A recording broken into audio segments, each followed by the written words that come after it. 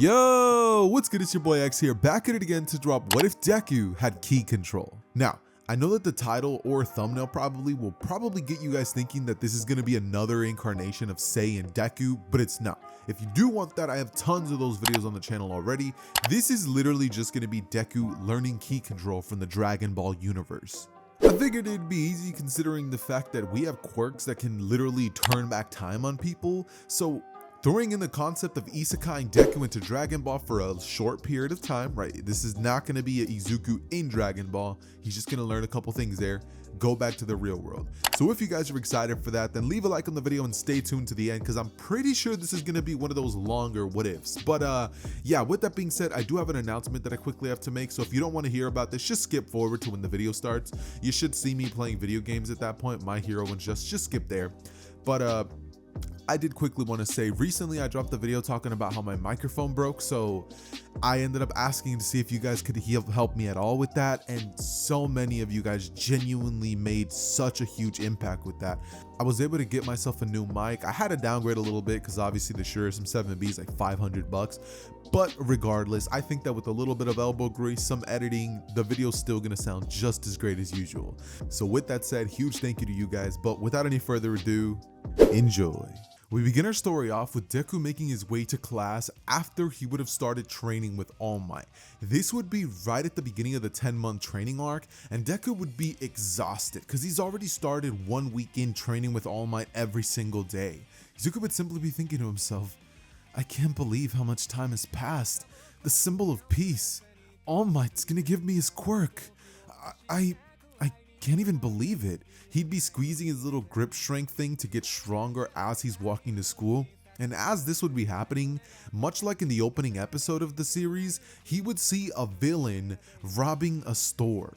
At this point, Deku seeing this would be like, whoa, guess they're at it again. He would take his notebook out and start writing when suddenly the man would start rushing towards the direction of Deku, and Deku seeing this would be like, ah, he's coming at me, you know, the way that Deku would have acted in season 1.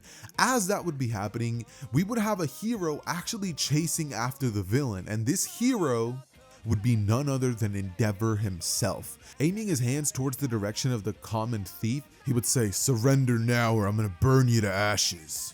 But the man, desperate to get away, would grab onto Izuku, who was right in front of him, saying, hey, get away from me, let me go or I'm gonna use my quirk on this kid, and who knows where he'll end up. Endeavor hearing that would grit his teeth, going, damn villain, as he would begin to get closer, about to take the villain out.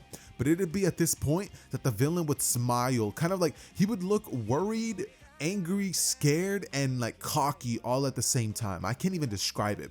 But placing his hand on him, he would proceed to use his quirk on Deku, and he would warp him away. Now this dude's quirk pretty much has the ability to disappear things, just literally like a magician. He could make things literally disappear.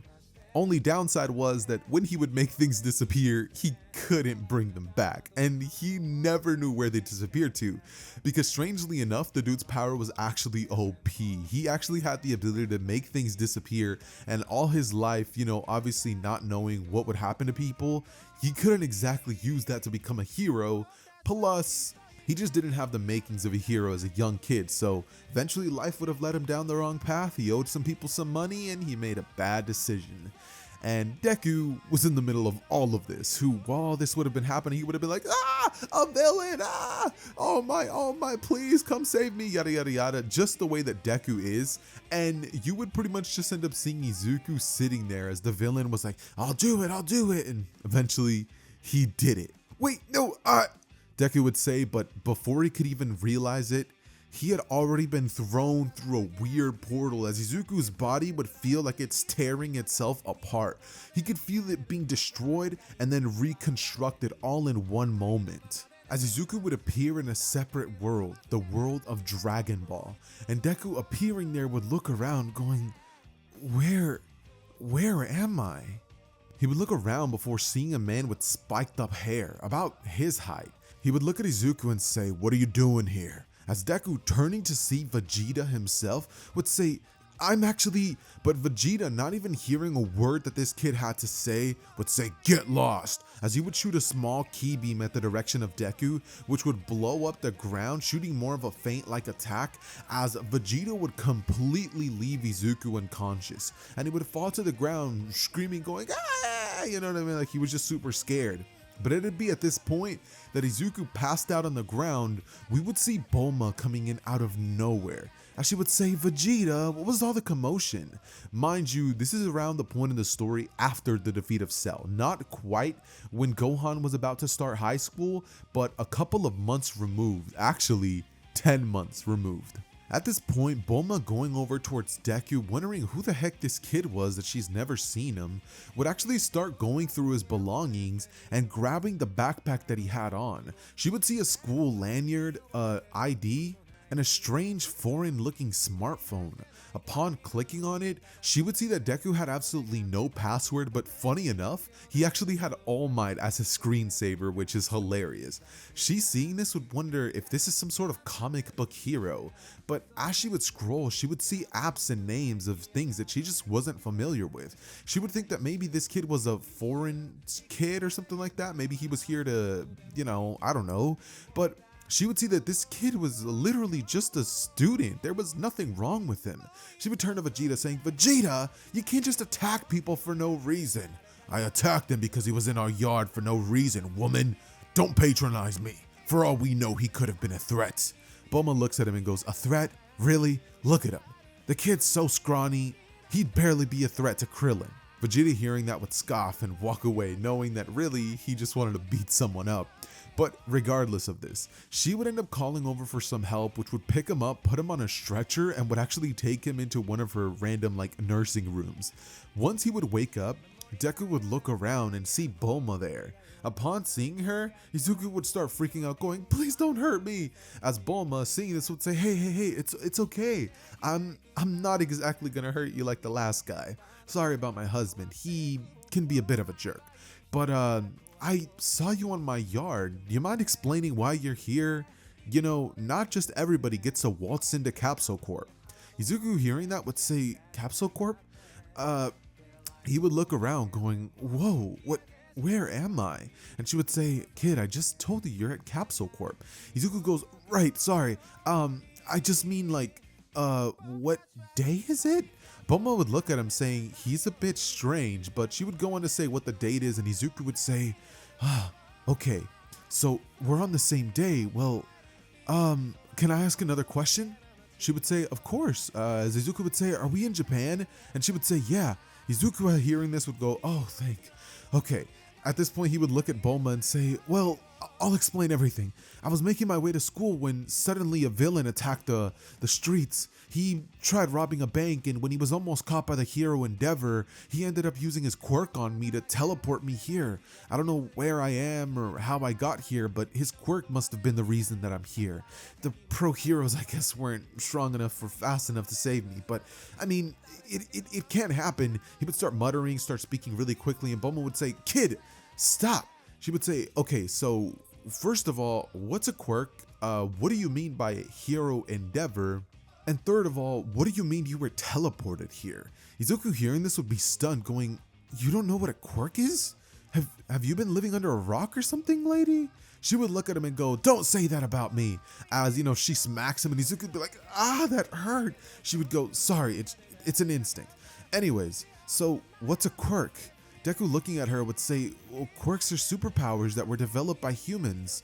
You must have heard about that. A couple of years ago, the first quirked human was born, and quickly after that, quirks became a normal part of society. About 80% of the world is born with an innate ability that only they can use, and they're passed down through generations. Heroes, well, that's pretty self-explanatory. With the rise of quirks, the bunch of people started taking a stand to the people who were using their abilities for evil, and they were called heroes, public commission people who work similarly to police, but they're so much cooler. And then All Might, he's the best of all of them." He would show her a picture of All Might, and she would say, "So that's not a comic book character?" And Deku would say, "No, it's All Might, the symbol of peace. I'm so confused. How have you never heard about him?" Oh, by the way, am I doing the Deku voice too much? Am I doing the most? Maybe I should stop. Nah, I'm gonna keep doing it. It's kind of fun.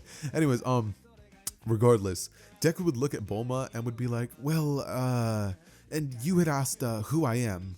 My name's Izuku Midoriya, and I was on my way to school, like I had told you, but a villain stopped me, and he must have used his innate ability to teleport me here, which I don't really know what's going on, but if you're saying that there's no such thing as quirks or heroes, then I can only assume that he must have teleported me to an alternate dimension.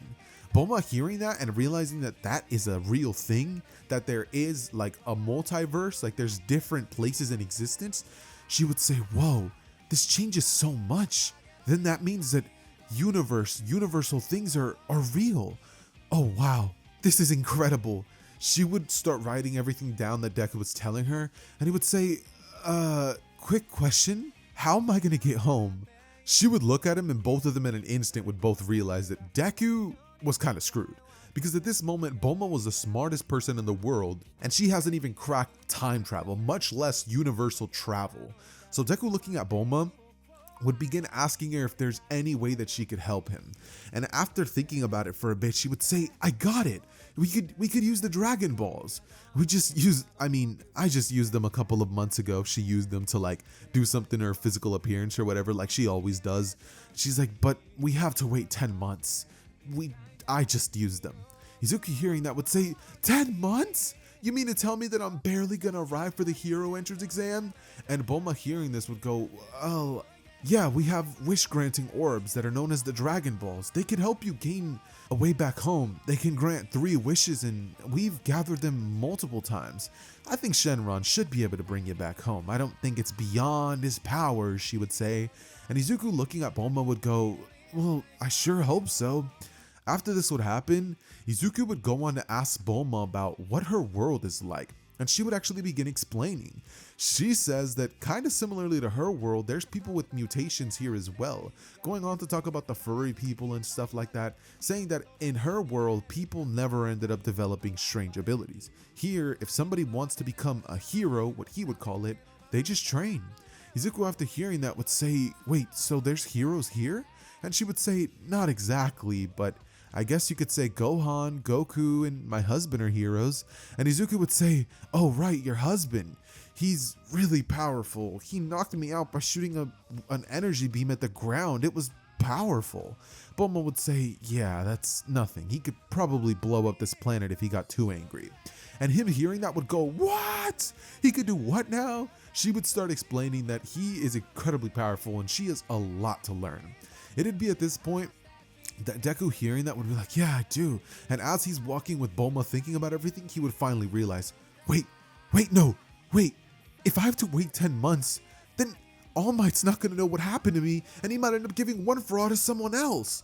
Bulma, after hearing Izuku start to freak out about this, would ask Izuku what he's talking about, and Izuku would start to break down what had happened, saying that he comes from that world, but unfortunately for him, he has no innate powers. He has literally nothing. Her hearing this would think, what, really? You have no quirk? I was actually hoping I could maybe study you for that, but if that's the case, then I guess you're not really going to be too much of a use as a testing dummy. Izuku, looking at her, would say that he was gonna get a quirk. In his world, the strongest hero that there's ever been, All Might, has an ability to pass on his power, which is unheard of, and he was supposed to give it to him after training with him for 10 months, but if he's not gonna be there and he won't know about me being in a different universe, what if he hands the quirk off to somebody else? Deku would start panicking, thinking, muttering, and Bulma would calm him down, saying, okay kid, look, I don't know if I can get you back to your world, but maybe there's a way that I could send some sort of intergalactic signal to them and make you, be able to contact them. She would grab Deku's phone, saying that she might be able to modify his phone to transmit a signal, sending it towards their dimension, and he might just be able to contact All Might. That said, Izuku would breathe a sigh of relief, going, oh, thanks, Bulma.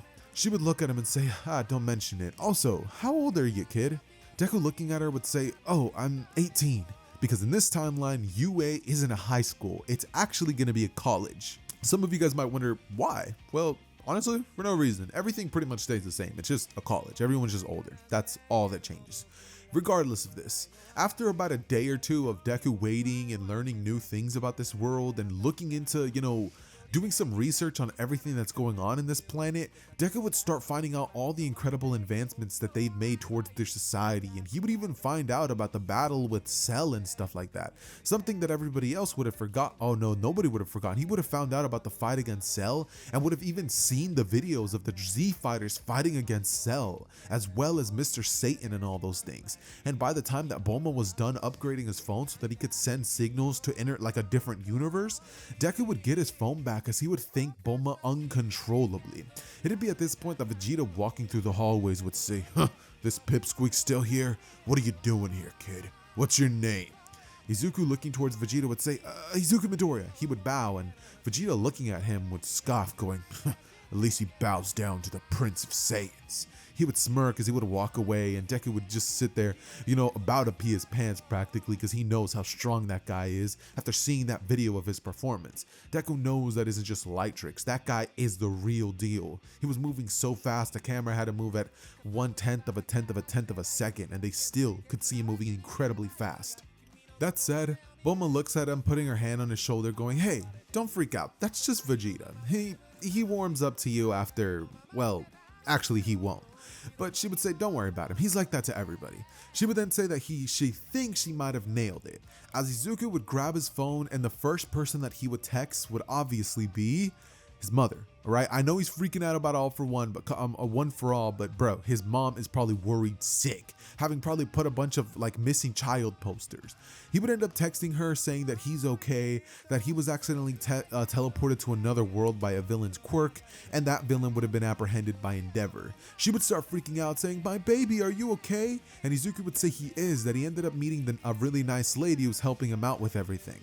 And she would, breathe a sigh of relief as she would go on to say, "Are you coming back?" Izuku would look at her and say that he won't be coming back for at least 10 months, saying that they have a way that they might be able to teleport him back to his universe, but it's gonna take some time. She would say, "Okay, baby, well, text me every day and let me know how everything's going. I'll stay strong for you over here, and I'll let the school know, okay?" Izuku would go on to smile at his mother, saying, "Thank you so much," and immediately after he would call All Might. "A call is here! Ring, ring, a call is here!" All Might would hear from his phone as he would pick up, going, "Hello? Kid, how are you?" Izuku answers the phone. He goes, All Might, it's me, Izuku." All Might would go, "Yeah, kid, I know. I can see your contact. What's been going on, kid? You haven't been answering my messages for 2 days." He would say, "And you were part of that villain attack. I assume that you might have been injured or something."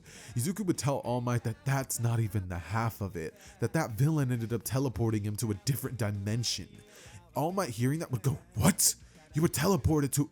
How are you even contacting me?" Izuku would say, "I was lucky enough to teleport to the smartest woman in the world's home over here, and because of that, she was able to, change my phone to make it so it can transmit signals across dimensions." All Might hearing that would go, "Incredible. Well, when will you be back? If you can't even go back, I'm sorry about that, Izuku." He would look at All Might, or I guess you could say, and he would say, "Well, she says that she could get me back to the real world in 10 months, but I know that means that I'll miss out on a lot of your training, All Might, so if you want to pass on One for All to somebody else, then I understand. But All Might, if you give me a chance, I'll still do the same exact training program over here, and by the time that I'm back, I'll be even stronger than you would hope for. After all, if I'm in another universe, I don't have to go to school, right? So, I might be able to get even stronger, and you might not even have to pass a quirk on to somebody else," and he would just start muttering like crazy, you know what I mean? And All Might would go, Kid, look, I'll wait 10 months. I made a promise to you, and I'm gonna keep it. So, go plus ultra with your training over there, young Midoriya." And Izuku hearing that would start crying. He's like, "Oh my, you're the best." Bulma seeing this and seeing that she would have promised to become super, super strong would say that she might have somebody who can help with that. As she would say that, somebody would actually arrive at their house, and that would be Gohan himself, who walking in through the door would say, "Hey Bulma, who's this?" Izuku turning towards the direction of the young kid would say, "Oh, my name's Izuku." Mind you, Gohan and Izuku would both be around the same age at this point. And as Izuku greets Gohan, he would bow down, doing that bow of courtesy that Izuku does in the original. But him and Gohan would actually start talking as Bulma would say, "This is Gohan, another person that I said is extremely strong." Izuku would say, "You're the boy in the video, aren't you?" As Gohan would say, "Yep, that's me." Izuku would go on to say that his fighting skills are impressive. He looks at Gohan and asks him how in the world he transformed into that. And Gohan would say, "Oh, you mean Super Saiyan? Oh, I could show you, but I don't exactly want to ruin Bulma's room." As Izuku says, I have time. Can we go outside? Maybe you could explain to me how it works. How do you fight? How are you able to shoot all those energy beams? How do you move so fast?" Gohan, hearing all this, would go, "Whoa, kid." And Bulma would would smack him on the head, going, "This is Gohan. And he might actually help you get to where you need to go. Because right now, I'm actually kind of working on a deadline. Hey, Gohan, you think you could take him to Master Roshi's?" Gohan would say, "Sure, I don't see why not, Bulma." As Izuku and Gohan making their way outside, Gohan would actually start being pestered by Izuku, who would ask him if he could show him that transformation, just really quickly. Gohan would tell him sure, as he would tap into Super Saiyan, and Deku, seeing his hair change and the aura around him that would literally blow him back, he would be extremely impressed, telling Gohan that with power like that, he could become an incredible hero. Gohan, hearing that, thinking about that, would say, "I guess I could become a pretty cool hero." He would say, "You could become the greatest hero in this world, saving everybody with a smile." As Gohan, hearing that, would think, "Yeah, I guess that could be kind of cool. I mean, it's not like I exactly want to show off my identity to the world or anything." Izuku, turning towards Gohan, would say, "I know, it'd be so awesome if you could become a hero." And after this would happen, Gohan would call forth the Flying Nimbus for Deku, which he would think that there might be a chance that Izuku might not be able to ride it. But funny enough, Izuku was easily able to ride on the Flying Nimbus. So they would jet off towards the direction of Master Roshi's, and on their way there, Deku would tell Gohan everything about his hero world, how they work, how they have costumes, how they have like code names. And after doing a bit of thinking, he would actually start getting the idea for the Great Saiyaman even earlier than he does in the original, meaning that that little situation with the Golden Fighter actually is never going to be happening, because he ends up actually taking initiative and becoming the Great Saiyaman earlier than in canon.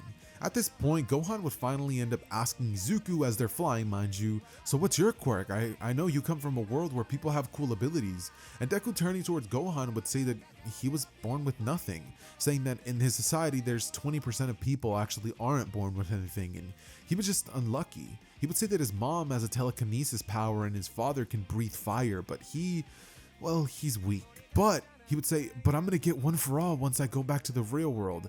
And if your friend can help me become stronger, then I'll be more prepared to use it once I get back." He would smile, saying that Master Roshi will whip you up into shape. And Izuku, hearing that, would go, "Who's Master Roshi?" Gohan would say that he's the guy who trained his dad. And Krillin, he's an incredible martial arts master. Gohan would think that he wishes he was also the one who trained him, that Piccolo's training was a bit much, but regardless of that, he got strong, didn't he? So he would, not think too much about that, and eventually they would land at Master Roshi's house. Once there, they would knock on the door, as Master Roshi would say, "What are you doing here, Gohan?" Sorry, I can't do the Roshi voice. I tried, but I can't get it off of memory by itself. Roshi would end up being like, "What are you doing here? Who's this kid?" He would end up telling Master Roshi that he's actually somebody hoping he could train him, saying that he wants to become an incredibly powerful hero. And they would then explain to Roshi all the background of his world. Roshi at this point would say, "I don't know, can I train this boy?" And Izuku would say, "Please, sir." He would bow down to him and be like, "Please train me. I need to become stronger so I can inherit one for all." And Master Roshi would say, "You say you come from a different world, don't you, boy?" As Izuku, hearing this, would say, "Yeah, I do. That must mean that you have content from that other world." And Izuku, hearing that, would be like, "No, you don't mean." And Master Roshi would be like, "Oh, I mean," as he's pretty much trying to tell Deku that he wants to take a look at all the pretty girls from his universe, because the ones from his own universe aren't enough. And Izuku, realizing that it's either this or not getting trained, he would kind of just sigh, as he would give Master Roshi his phone and show him a bunch of pictures of pro heroines from his universe. Master Roshi would be like, his blood would start leaking from his nose, and Izuku would think, "Is this guy really gonna be training me?" Gohan would say that he taught his father this technique, and he would go on to perform the Kamehameha, shooting it into space, with Izuku watching that beam, which looked incredibly powerful, and he would realize that, no, this guy needs to train him. It'd be at this moment that Master Roshi would lock in, saying, well, with this, I think I can more than train you. But keep in mind, kid, this is gonna be the hardest. I'm sorry, y'all. I'm sorry. He would pretty much just turn to Deku being like, keep in mind though, this is gonna be the hardest training you've ever had in your life. At this point, Izuku would look at him and go, right, as he would say, I expect nothing less. And so would begin Izuku's next horrifyingly hard 10 months of training, but it's not like he's only going to be training his body. He's also going to be training his mind, because having the opportunity to work alongside one of the smartest people in the entire universe, and as a thank you to Bulma, Deku would actually give her a lot of insight into the world that he comes from, their technology, their skills, and things of the sort. Bulma would go on to create new technological advancements for her own world, and she would go on to pretty much trademark them and stuff like that, as well as patent them, so she was able to sell them as though they were her own. And with the people from the other universe not knowing this, she could just profit off of that even more, which was cool for her. But luckily for Izuku, he was able to learn as much as he possibly could from Bulma and gain so much new information. All the while in the mornings, Deku would be forced to wear an extremely heavy turtle hermit shell, as well as doing milk deliveries on the Kame house and stuff. Wait, no, he wouldn't do the milk deliveries because Kame house is in the middle of the ocean now. So let's say that for this training, Deku's going to be training with Master Roshi at a different Kame house, if there even is one. But regardless of that, he would do the milk delivery training. He would, do the early morning training, run from literal dinosaurs, which is something Roshi would have him do. He would even have him do farming training to build up strength. He would also do studying, like, teaching them martial arts techniques from his world, which Roshi would use the Tenkaichi Budokai tournaments in order to show Deku how people fight and stuff like that. He would have him carry heavy rocks, swim in the ocean, and run away from sharks. Bro, Deku's training was horrific, but thanks to this training, and thanks to the fact that Izuku was just so determined, Roshi, watching Deku fail at all these trainings, would actually feel so proud of Izuku. It's not like he was a prodigy or a master. He wasn't special like Krillin or Goku. He was just trying his hardest, and Roshi admired that. So Deku would grow stronger and stronger bit by bit every single day, as eventually Roshi would actually start teaching him the basics of ki control about 3 months into his training. Now that Izuku had some sort of faint understanding as to how ki control actually works, thanks to having been around it for so long and seeing Roshi use it and kind of actually feeling the sensation a bit whenever he needed to run away from a life-threatening situation. That said, Deku would learn a basic ki beam, and he would also, no, not a basic ki beam, but he would learn how to create like a little ki ball, similarly to what Videl was able to do. And we're pretty much going to be saying that by the end of this, Deku is kind of going to be like on Videl's level, I guess is the best way I could put it, right? We obviously know what training for a long time could do for a character, so we're going to be saying that Deku at Videl level is honestly the best that he could possibly get. But it's not like that's all that happens. Deku also studied with Bulma, like I had mentioned earlier, and was actually able to get some like support gear that he was able to make and stuff like that with Bulma's assistance. He would have ended up making such incredible friends in this world because it's not like he was just training. He would have got the opportunity to eat at Chi-Chi's house, which, bro, oof, I wish, bro, I wish. But regardless, he would, he has a meal with Gohan because they're friends, and Gohan might teach him a thing or two about fighting in combat and stuff like that every now and then. And, Deku meeting Chi-Chi would say, yeah, he's smart and he's going to become a hero. And after, she realizes that that could be a thing for Gohan, that's how he could make a lot of money by being a hero, Gohan would have already started, and this would be something that Chi-Chi would fully support, telling Gohan to go out there and be the greatest hero he could be, to become a rich hero. So Gohan does exactly just that. And after all this time would pass, I wanted originally to maybe have Deku go into the time chamber, but I don't know, bro. If we make Deku any stronger than he already is at this point, like if he's Videl level, that means that he's easily able to fight and contend against somebody like the Nomu, right? And that's without One For All.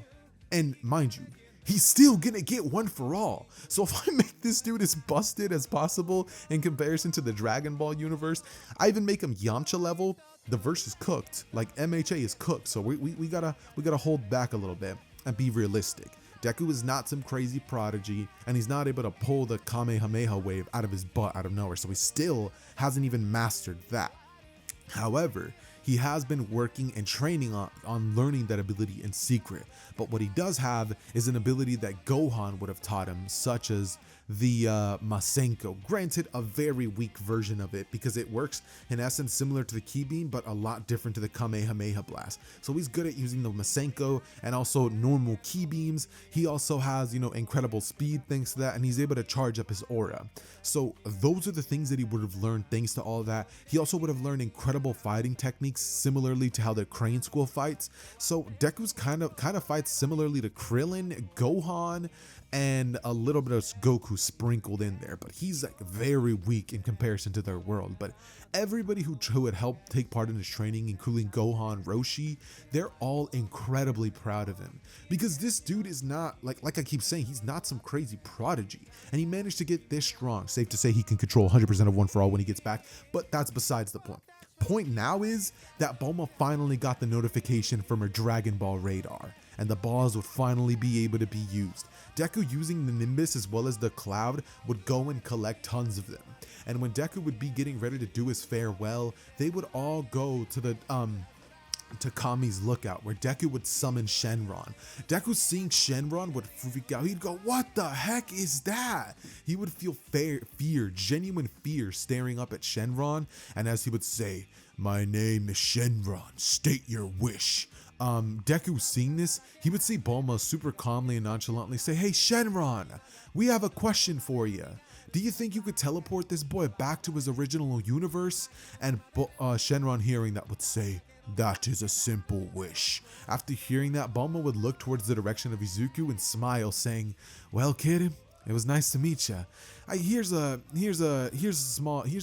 bag." She would give Izuku a bag of a ton of capsules in them, saying that these are some of the things that he would have helped create, that he could take those back to his world and patent them, and manufacture them or whatever, saying that would help him out a lot. And maybe even some capsule core gear. She would give him some of that, such as the flying cars and all that cool stuff. And Izuku would be nothing but grateful to Bulma, because thanks to her, Deku got to have all these new experiences, meet all these new people, and get so much stronger. And he couldn't wait to go back to his real world and just show everybody off everything that would have taken place.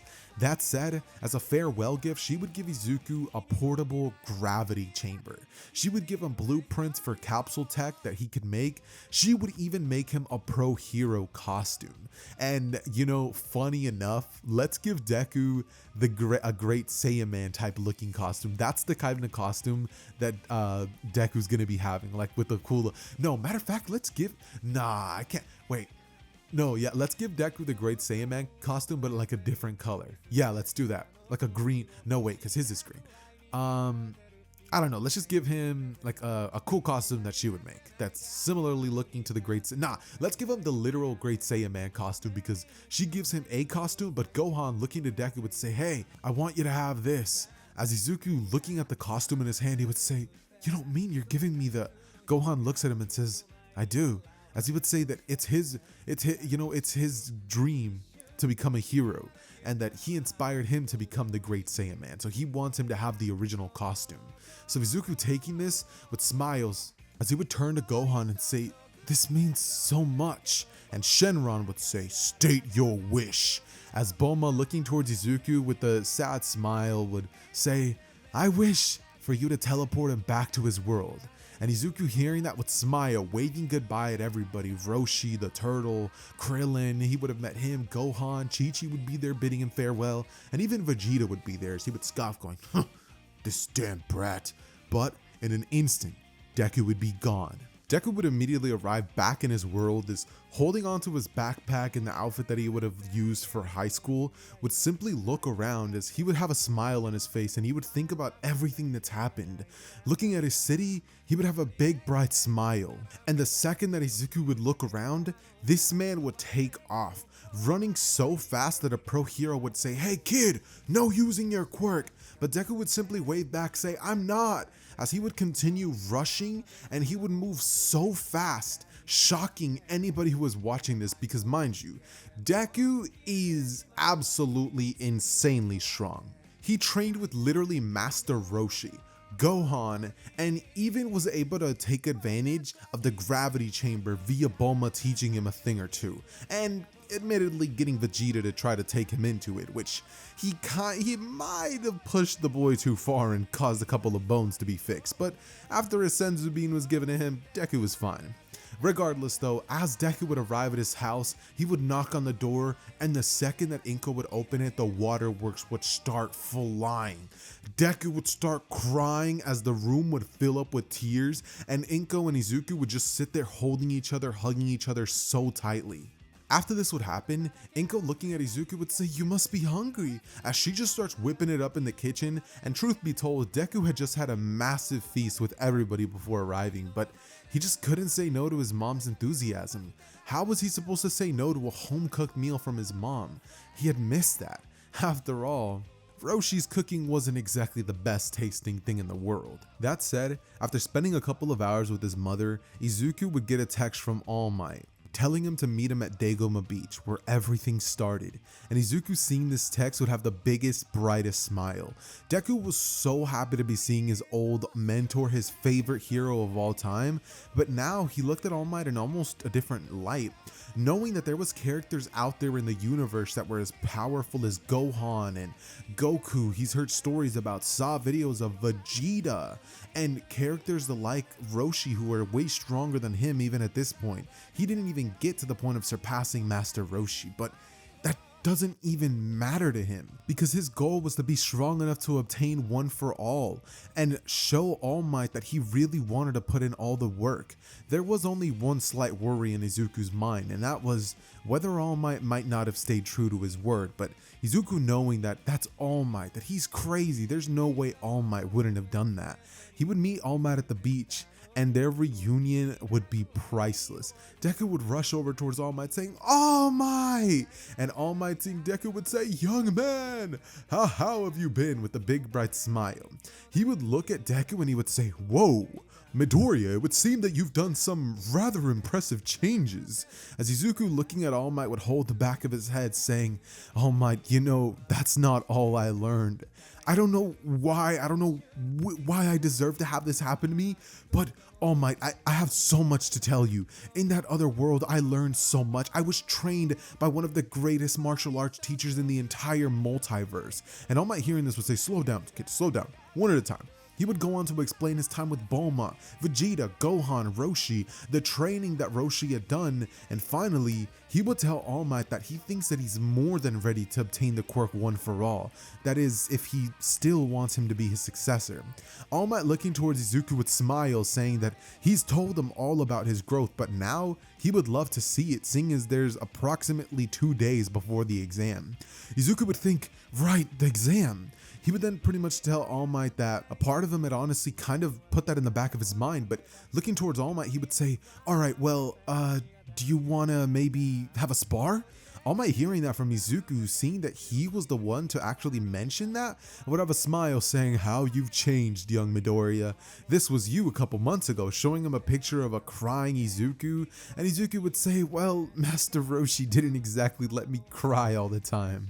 There was hell to pay every time that I would let the waterworks run, so I try to change that a bit." All Might hearing that would smile, saying, "Huh, guess I have to thank this man." And so Izuku would set up his phone, as this phone would have a really strong protective case that Bulma would have created for him that could withstand battles. So Deku would set it up, having promised to send them videos of what All Might was like. And so he would pretty much end up standing with All Might saying, All Might, you think you can take a video with me? I kind of promised Bulma that I would show her what you were like." As All Might would say, "Sure, young man," and the both of them would pose for a video, as Izuku would say, "Hey Bulma, thanks so much for helping me get back to my world. Look, here's the symbol of peace, All Might." All Might would look at the camera and be like, "Hi, it's All Might." You know what I mean? I don't even know what he would say, but the point is All Might would just kind of sit there and say hi, and Izuku at this point would then say, "Oh, I'm going to record a sparring session for you, so stay tuned, don't click off the video." He would set it up differently, turning it to its side, as Izuku would ask All Might what the rules are. All Might would pretty much just say to come at him with everything he has, and Izuku would kind of like gulp, being like, "All right," as they would both get into a battle stance. and Izuku would ready himself, getting into the, I was about to say Crane School fighting style, but no, the Roshi fighting style, the one that Goku would have used when he was fighting off against Vegeta for their first battle. Getting into that pose, All Might would think, incredible, he even has a fighting stance.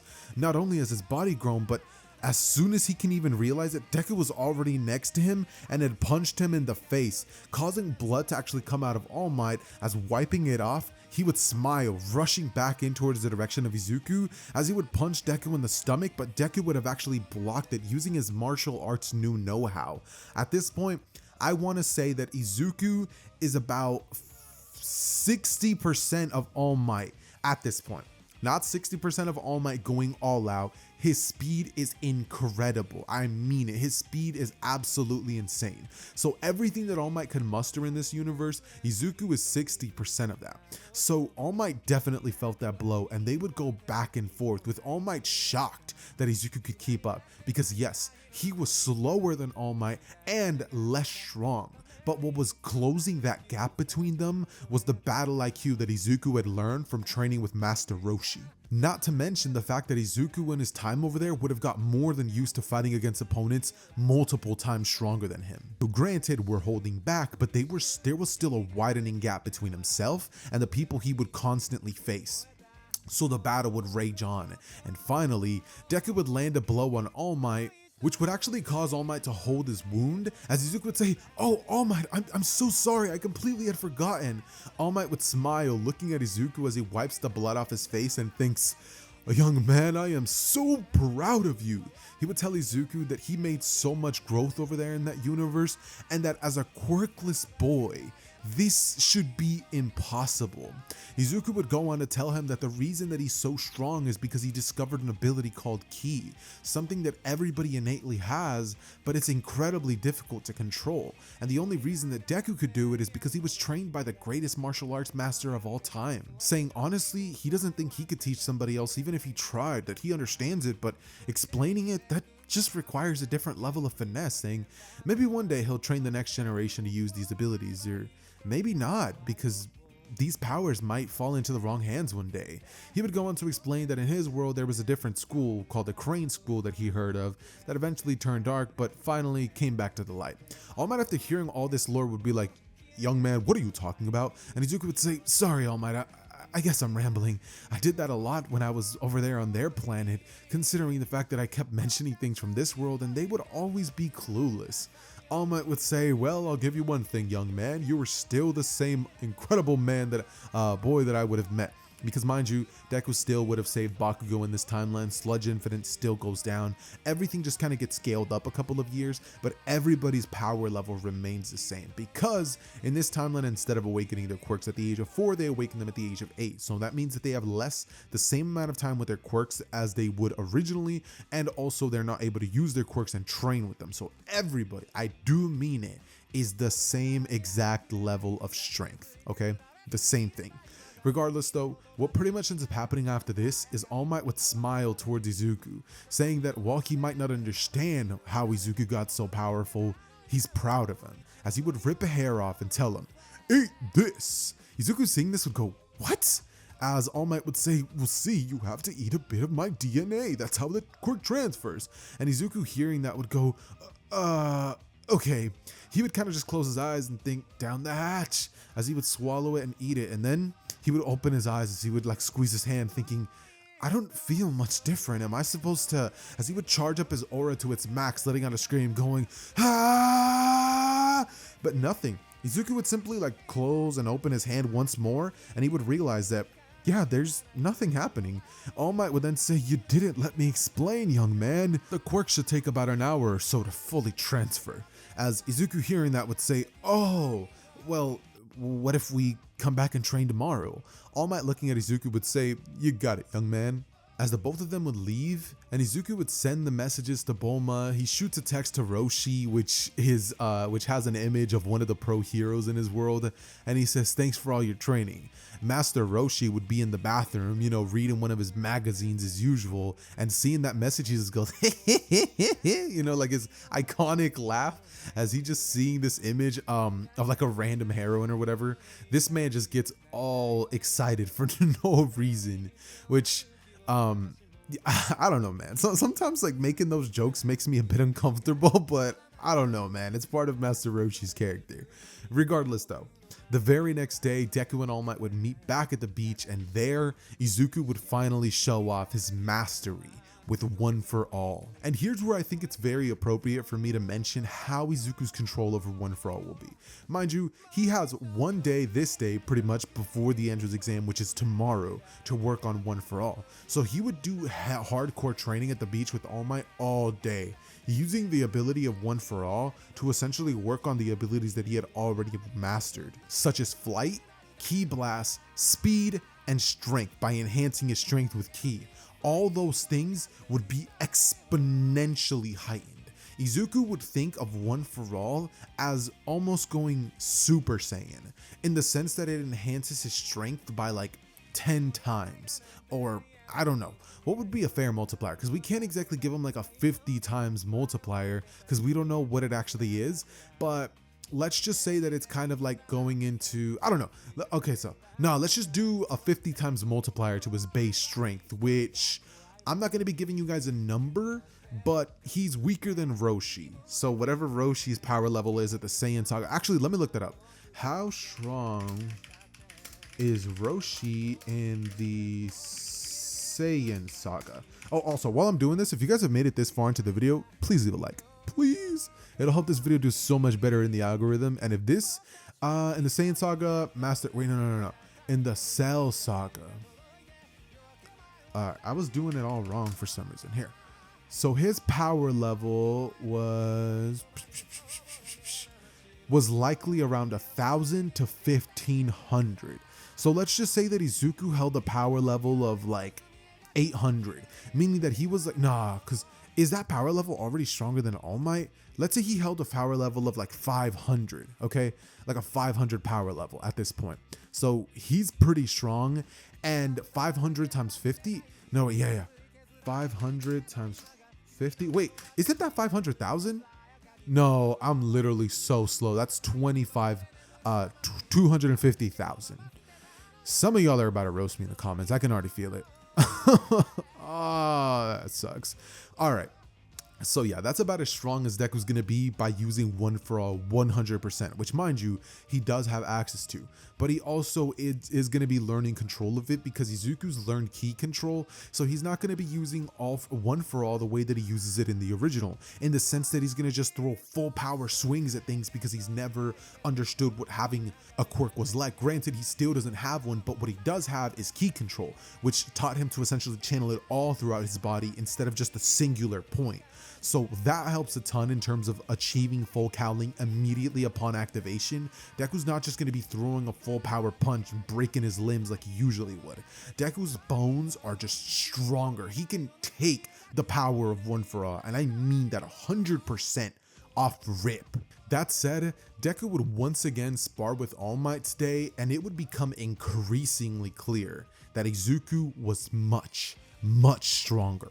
All Might would have a massive smile on his face knowing that Izuku's going to be making for a perfect symbol of peace. With those abilities that Izuku has and his fighting style, he's going to be greater than he ever was. All Might, after all, was an incredibly powerful speed type brawler hero who just punched things, but Izuku's training with Master Roshi would have meant that he would have developed something akin to the shoot style, and way earlier than the original, has access to One for All throughout his entire body, full cowling, has access to all those martial arts, can fly. I can't stress this enough. I know he hasn't used this to this point, but he can fly. And that's going to be a massive deal whenever he ends up taking the entrance exam, which, speaking of, let's finally get into. Deku would find himself face first with the doors of UA. As Izuku seeing this massive building and everybody walking in there, Deku would have a smile on his face, thinking to himself that everything he would have done, every broken bone, every time that he had hurt himself, every torn ligament, was all for this. Every time he got beat up, he would think, as he would still hold his injuries, just reminiscing how badly those injuries were. As Izuku would step forward, and with a confident smile on his face, he would walk into UA.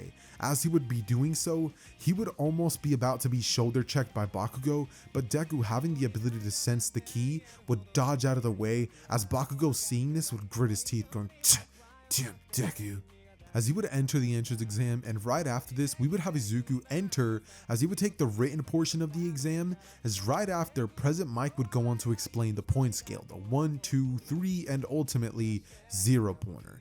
He would go on to explain how the entire practical test is going to be going, and as soon as that would be done, Deku would simply just be standing around waiting for it all to begin. And funny enough, Deku would actually be wearing the iconic Turtle School gi, the orange one that Goku's always wearing. He would hear President Mike start to say, "Go, go, go, there's no countdowns in a real battle," as Deku immediately would look up and lock in. This man closes his eyes, takes in a deep breath, and he would fly off into the air as one for all coursing through his veins. Deku would fly as fast as he can at the robot, which one of the students ahead of him was about to actually destroy. But before that could even happen, Deku, holding one hand out, would shoot a ki beam at it, destroying it, causing it to blow up. As Deku, right after this, would fly up into the air, scouting around the area, and instantly, boom, boom, boom, boom, boom, boom, boom, ki blast would begin flying as multiple robots would instantly be destroyed. This dude would look like a god to everybody else taking the test. Like, he was just on another level.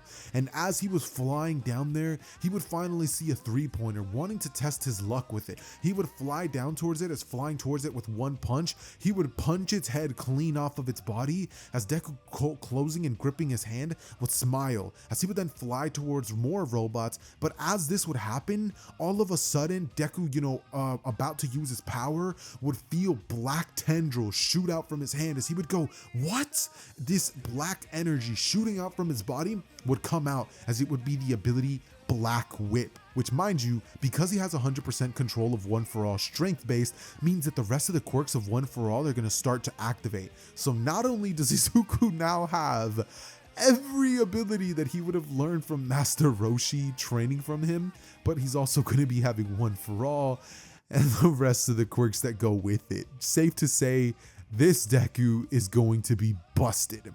But funny enough, he's still not going to be stronger than the other Dekus that I've had in my videos, which actually have Super Saiyan and are actually scaled to the Dragon Ball universe, which make them absolutely absurdly strong. But regardless of this, Deku losing control for just a moment would cause about a minute to pass, as his onslaught destruction of villains would pause for a second, and Deku finally calming himself and breathing would sigh, as he would then control his ability, and the Black Whip tendrils would enter back into his body.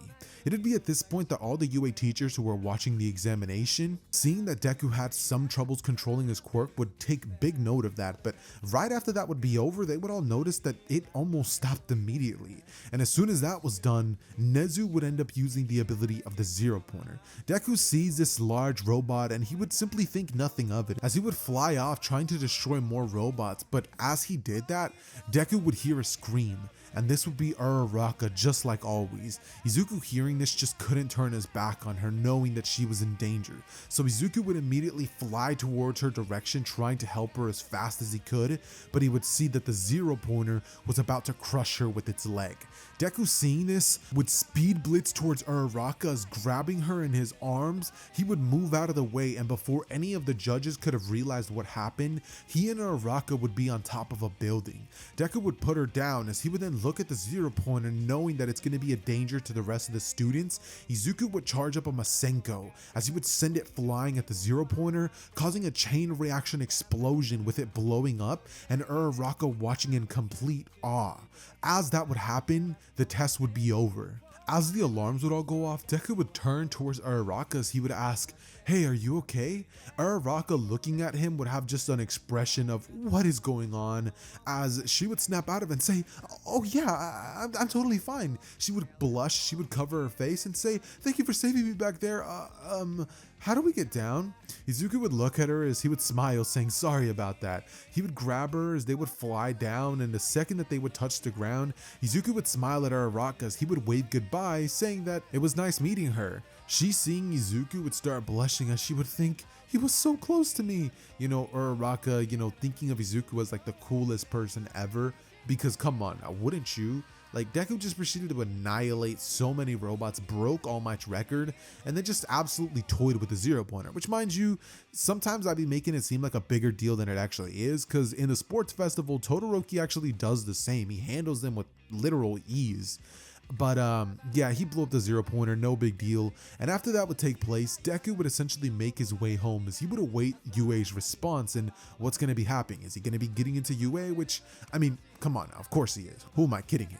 Anyways, with Izuku entering UA High, this means that we would get the first day of school, which means that we get the Quirk Apprehension arc, which I don't know if I could actually call it an arc actually, but yeah, Quirk Apprehension event happens, and I would like to think that this goes kind of similarly to when the Z Fighters would have ended up going into the tournament after, you know, Gohan and Videl were present and they all had to like hold back and like they were just destroying everything, and Vegeta just goes, stand aside, and he punches the machine, just shattering it. Matter of fact, we're gonna be adding that. The punch machine, let's do it. Okay, so the day would begin and Deku, making his way towards school, wondering where his class is at, would be looking absolutely lost, not exactly knowing where to go.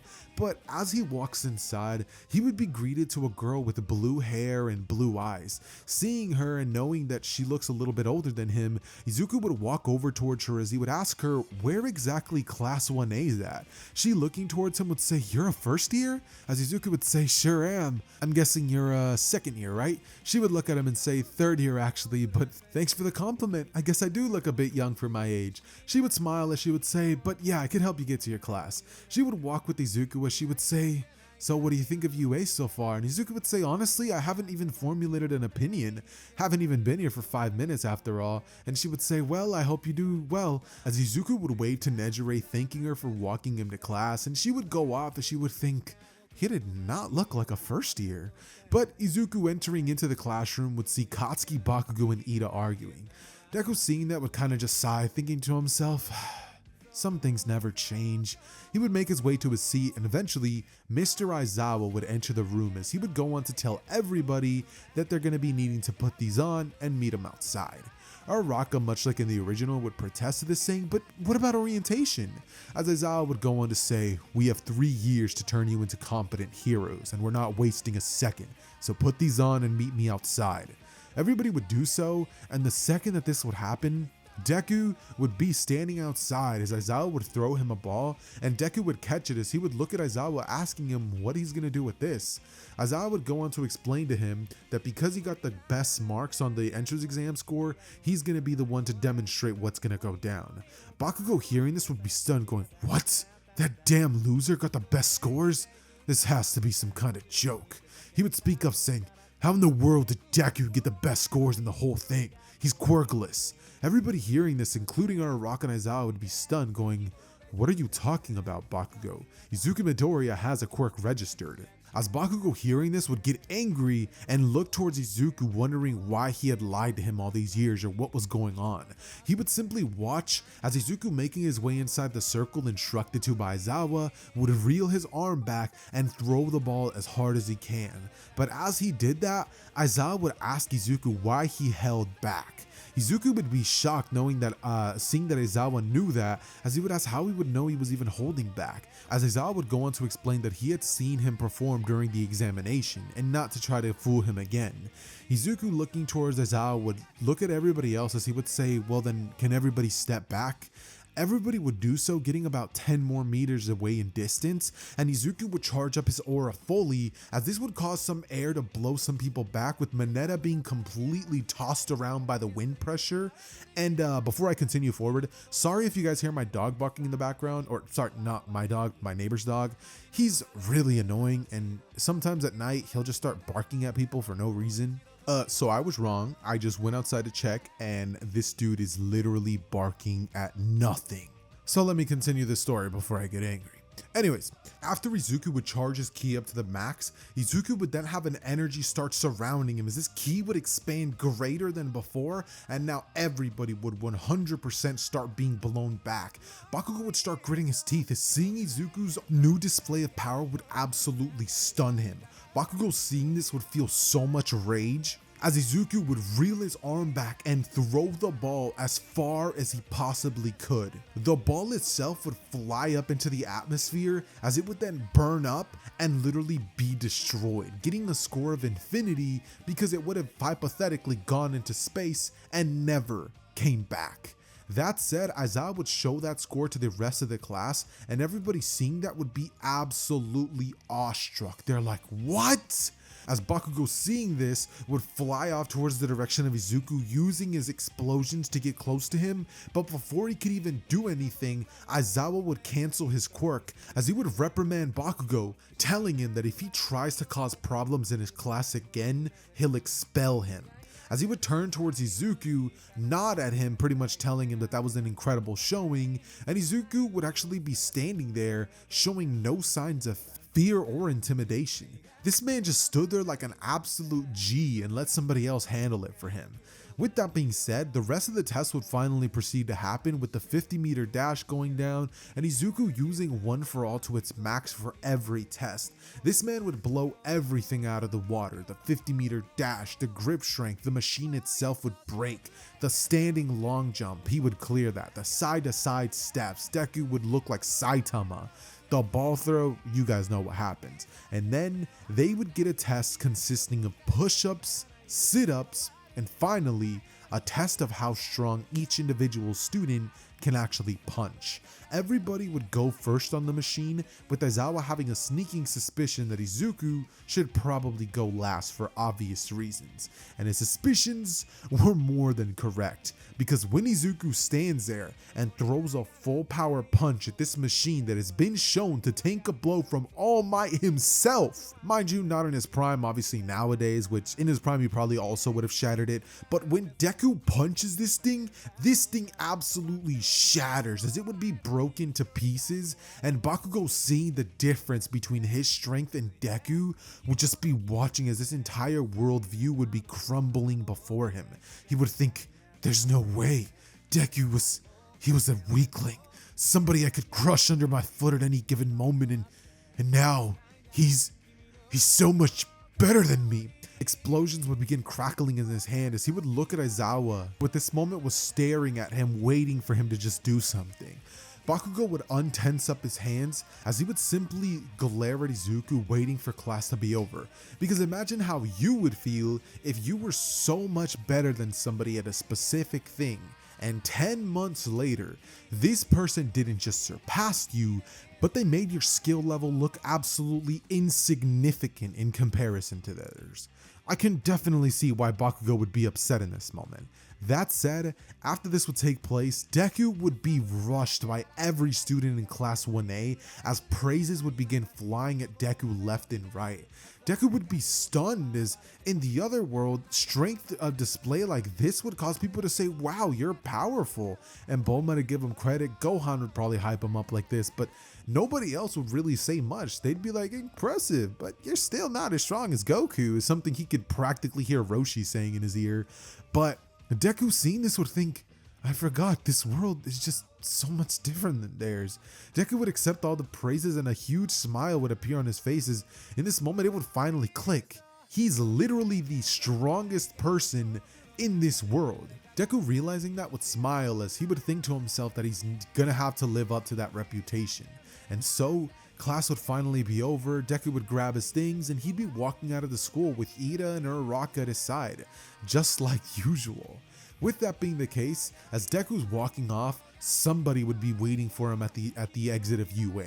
It would be Bakugo, who, staring at Izuku, would say, tell me, Deku, how did you get so much stronger in just 10 months? What exactly could have happened to you in that other world that you were stuck in that made you get this much stronger? Deku, looking at Bakugo, knowing that he probably shouldn't tell him anything, would simply say that it's none of his business, as he would walk off, and Bakugo would say, don't ignore me, Deku! But Deku would simply walk off saying, come on, let's go. Explosions would start crackling in Bakugo's hands as, in rage, he would slam them at the ground, thinking, damn Deku, I'm gonna kill you when we fight. But deep down, Bakugo would know that that's absolutely not true. There's just a chasm of power separating the two of them, and Bakugo, knowing that, would simply blast explosions in his hand as he would walk off angrily, knowing that at the moment, there was not a thing he could do to Deku. That said, after this would take place, we would get a scene of Deku walking home with Ida and Uraraka, with Uraraka asking Deku what his problem is, and Izuku going on to tell her that they were childhood friends and that when he was a kid, he was quirkless, that he was a late bloomer. Obviously, he would lie a bit about his powers, not exactly telling anybody that ki isn't even a quirk and something that everybody could have, but he would also lie in terms of the fact that he awakened a quirk late, attributing all of the new abilities that he just gained to a late blooming quirk, which he registered as aura manipulation. He would go on to explain to Ida and Uraraka that the way that his quirk works is essentially the way that ki works. And after explaining it to them for a little bit, all of them would nod as they'd be like, "That's incredible, Izuku." With that being the case, everybody would go home, and the very next day, we would get the events of the battle trial arc, meaning All Might would burst through the door as he would make his introduction to the class, and Izuku seeing this would go, "Whoa, All Might?" Seeing this, All Might would smile as he would say, "I am here!" And everybody would start freaking out at the fact that All Might, the literal symbol of peace himself, was standing in their classroom. None of them expected it after all. And after this would take place, we would end up getting All Might revealing to all of them what their hero costumes are. With Izuku having the Great Saiyan outfit ready, he would not have the same shock factor of what his outfit's going to be, but when he comes out, people would actually start complimenting on his outfit, with some people saying that he looks kind of goofy. Deku would say that he thinks that they're wrong and that his outfit looks awesome. He would start doing Gohan's iconic Saiyan poses, and people seeing this would start laughing at him, as some of the girls seeing this would say, "He's so strong, but he's so silly." They start laughing at him. Hagakure would say that he looks so cute, and point is, after this would take place, everybody would kind of just listen to All Might, who would go on to explain to them what's going to be taking place in terms of the actual event of today.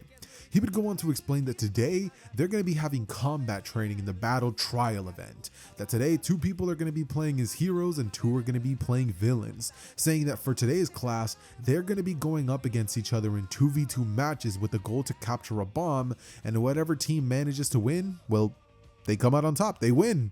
After this would happen, he would go on to pretty much draw lots as everybody's teams would be decided, and much like in the original, Izuku would be paired up with Ochako or Araka. His opponents obviously would still be Bakugo and Ida, and the changes to this event would start as soon as Bakugo would try to glare at Deku, trying to intimidate him like he would before, but Deku seeing this would feel no hint of fear. Having overcome those things that he would have had in his past of feeling weak and defenseless, he knows that that's not him anymore. So why should he act like that is the case? So feeling no fear towards Bakugo noting this would get angry as he would shoulder check Deku, and Izuku having this happen to him would kind of just sigh as Uraraka looking to him would ask why he's been such a jerk to him.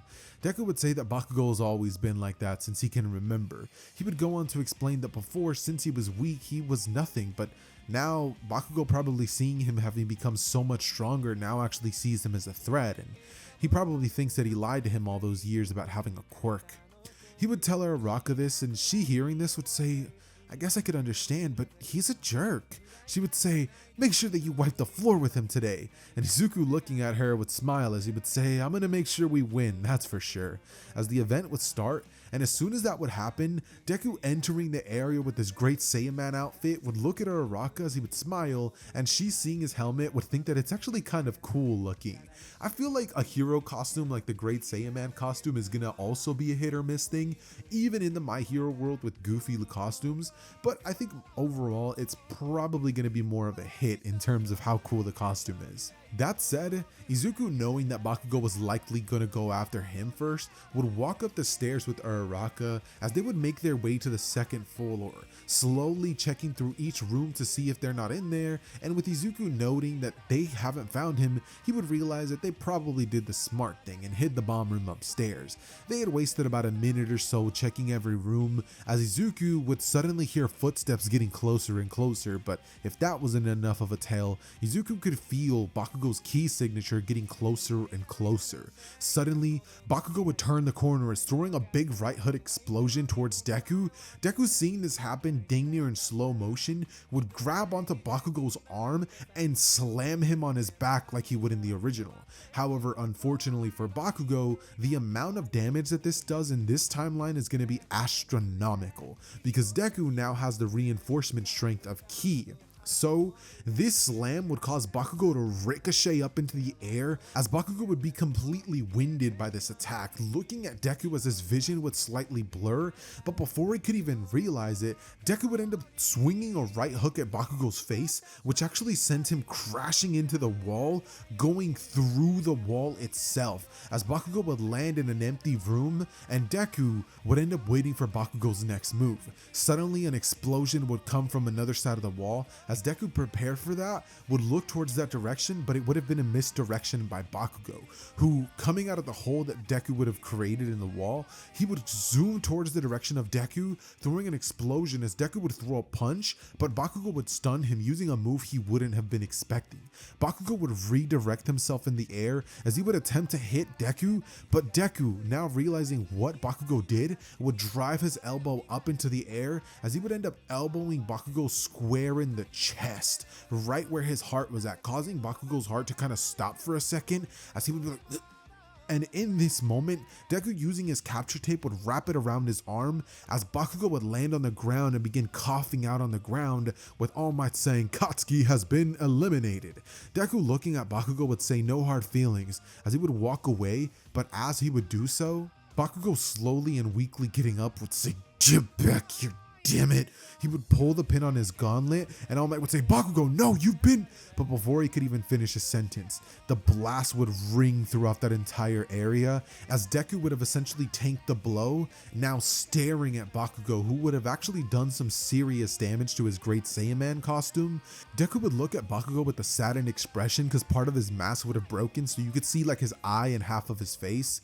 He would look at Bakugo and just kind of nod his head as he would walk away, and not having done anything, I think would actually hurt Bakugo's pride more. He didn't retaliate, he didn't hit him, he didn't punch him, he didn't even do more than he was supposed to during the event. He literally just won and went away. But Bakugo was sitting there whining and crying, just crashing out. And Bakugo, seeing this, would kind of just look at his hands as he would realize that he put everything he could have possibly put into that blast. And all that it seemed that did was do minor damage to him and mess up his costume. Deku would end up taking his helmet off as he would look like Gohan when he doesn't have his little Great Saiyan Man mask, and with that being the case, we would end up getting Izuku and Uraraka rushing Ida, who tries to stop them from getting the bomb, but ultimately his attempts would be completely futile.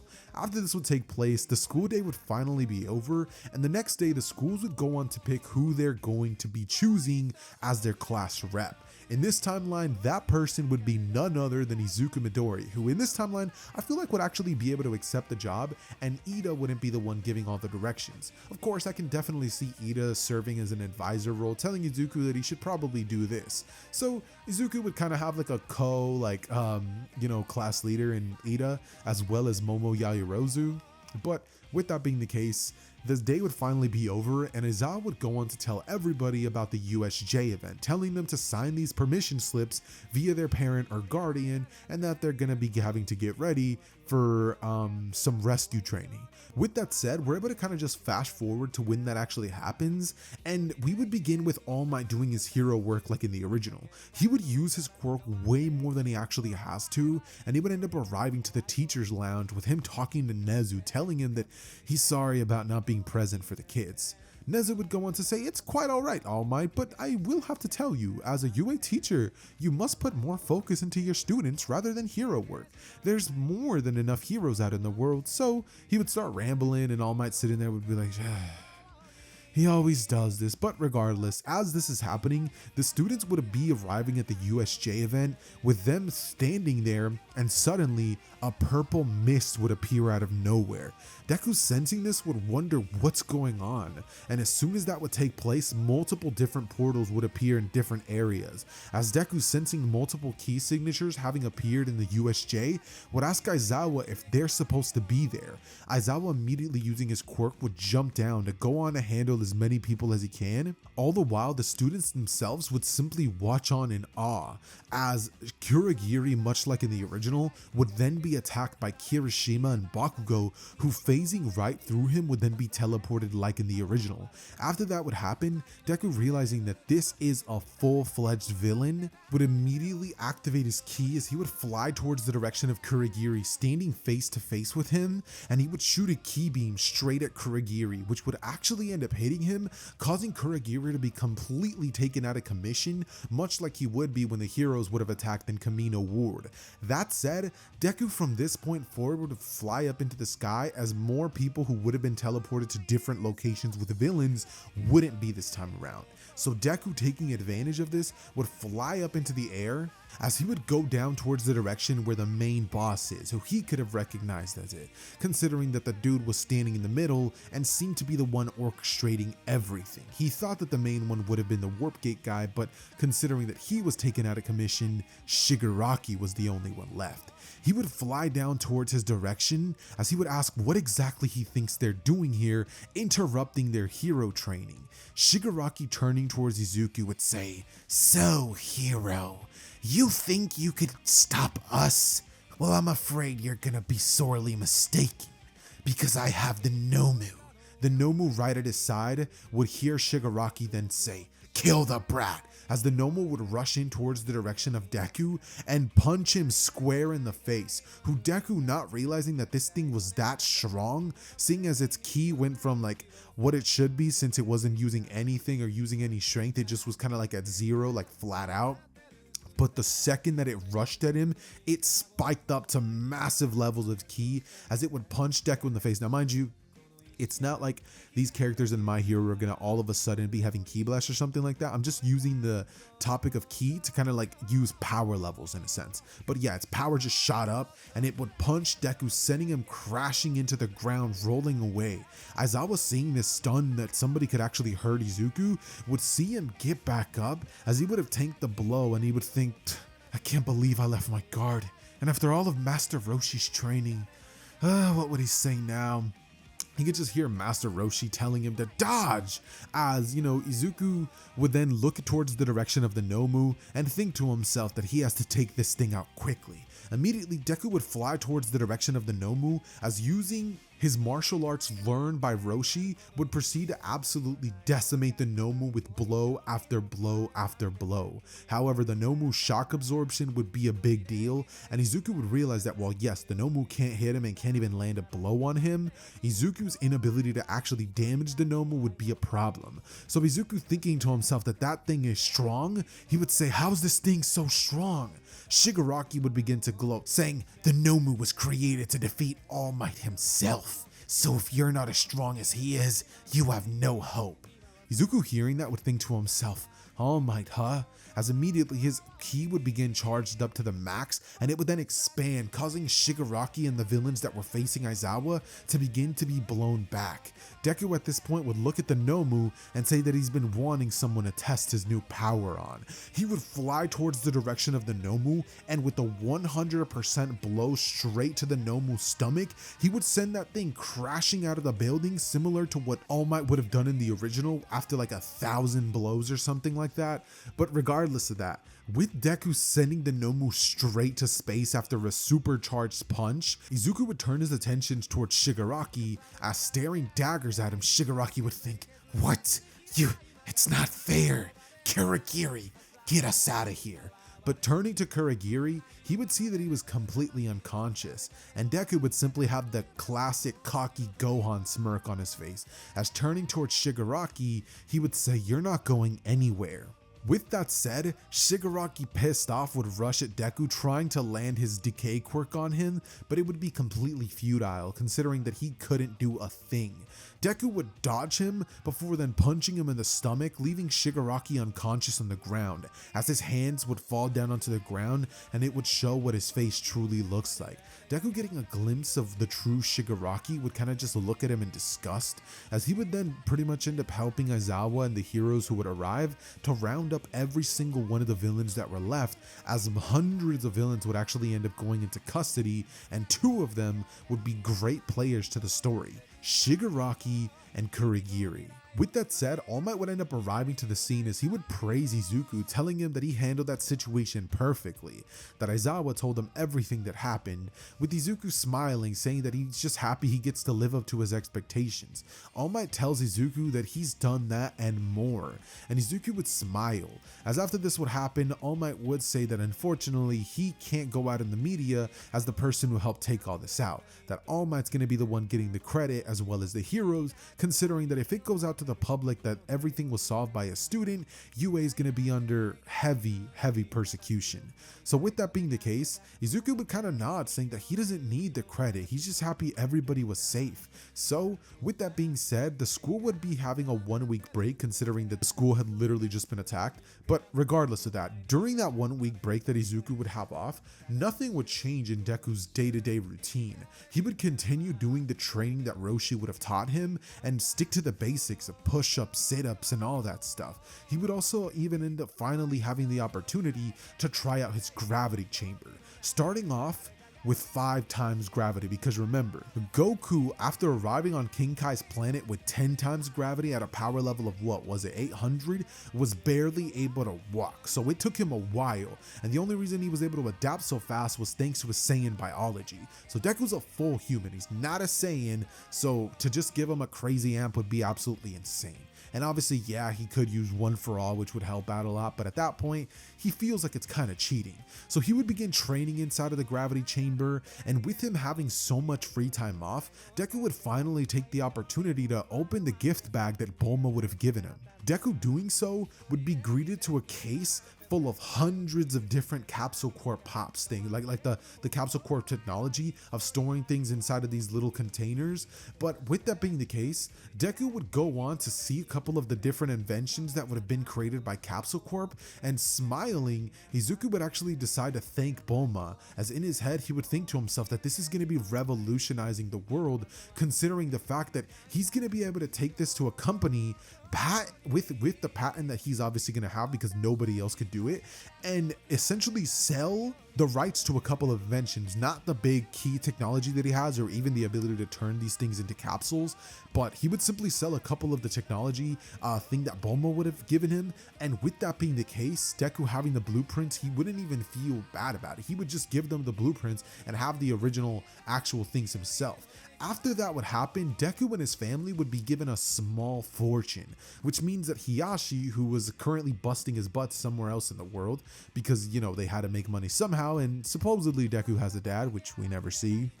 But regardless of that, Deku after this would end up becoming rich. Like, this guy becomes loaded after this.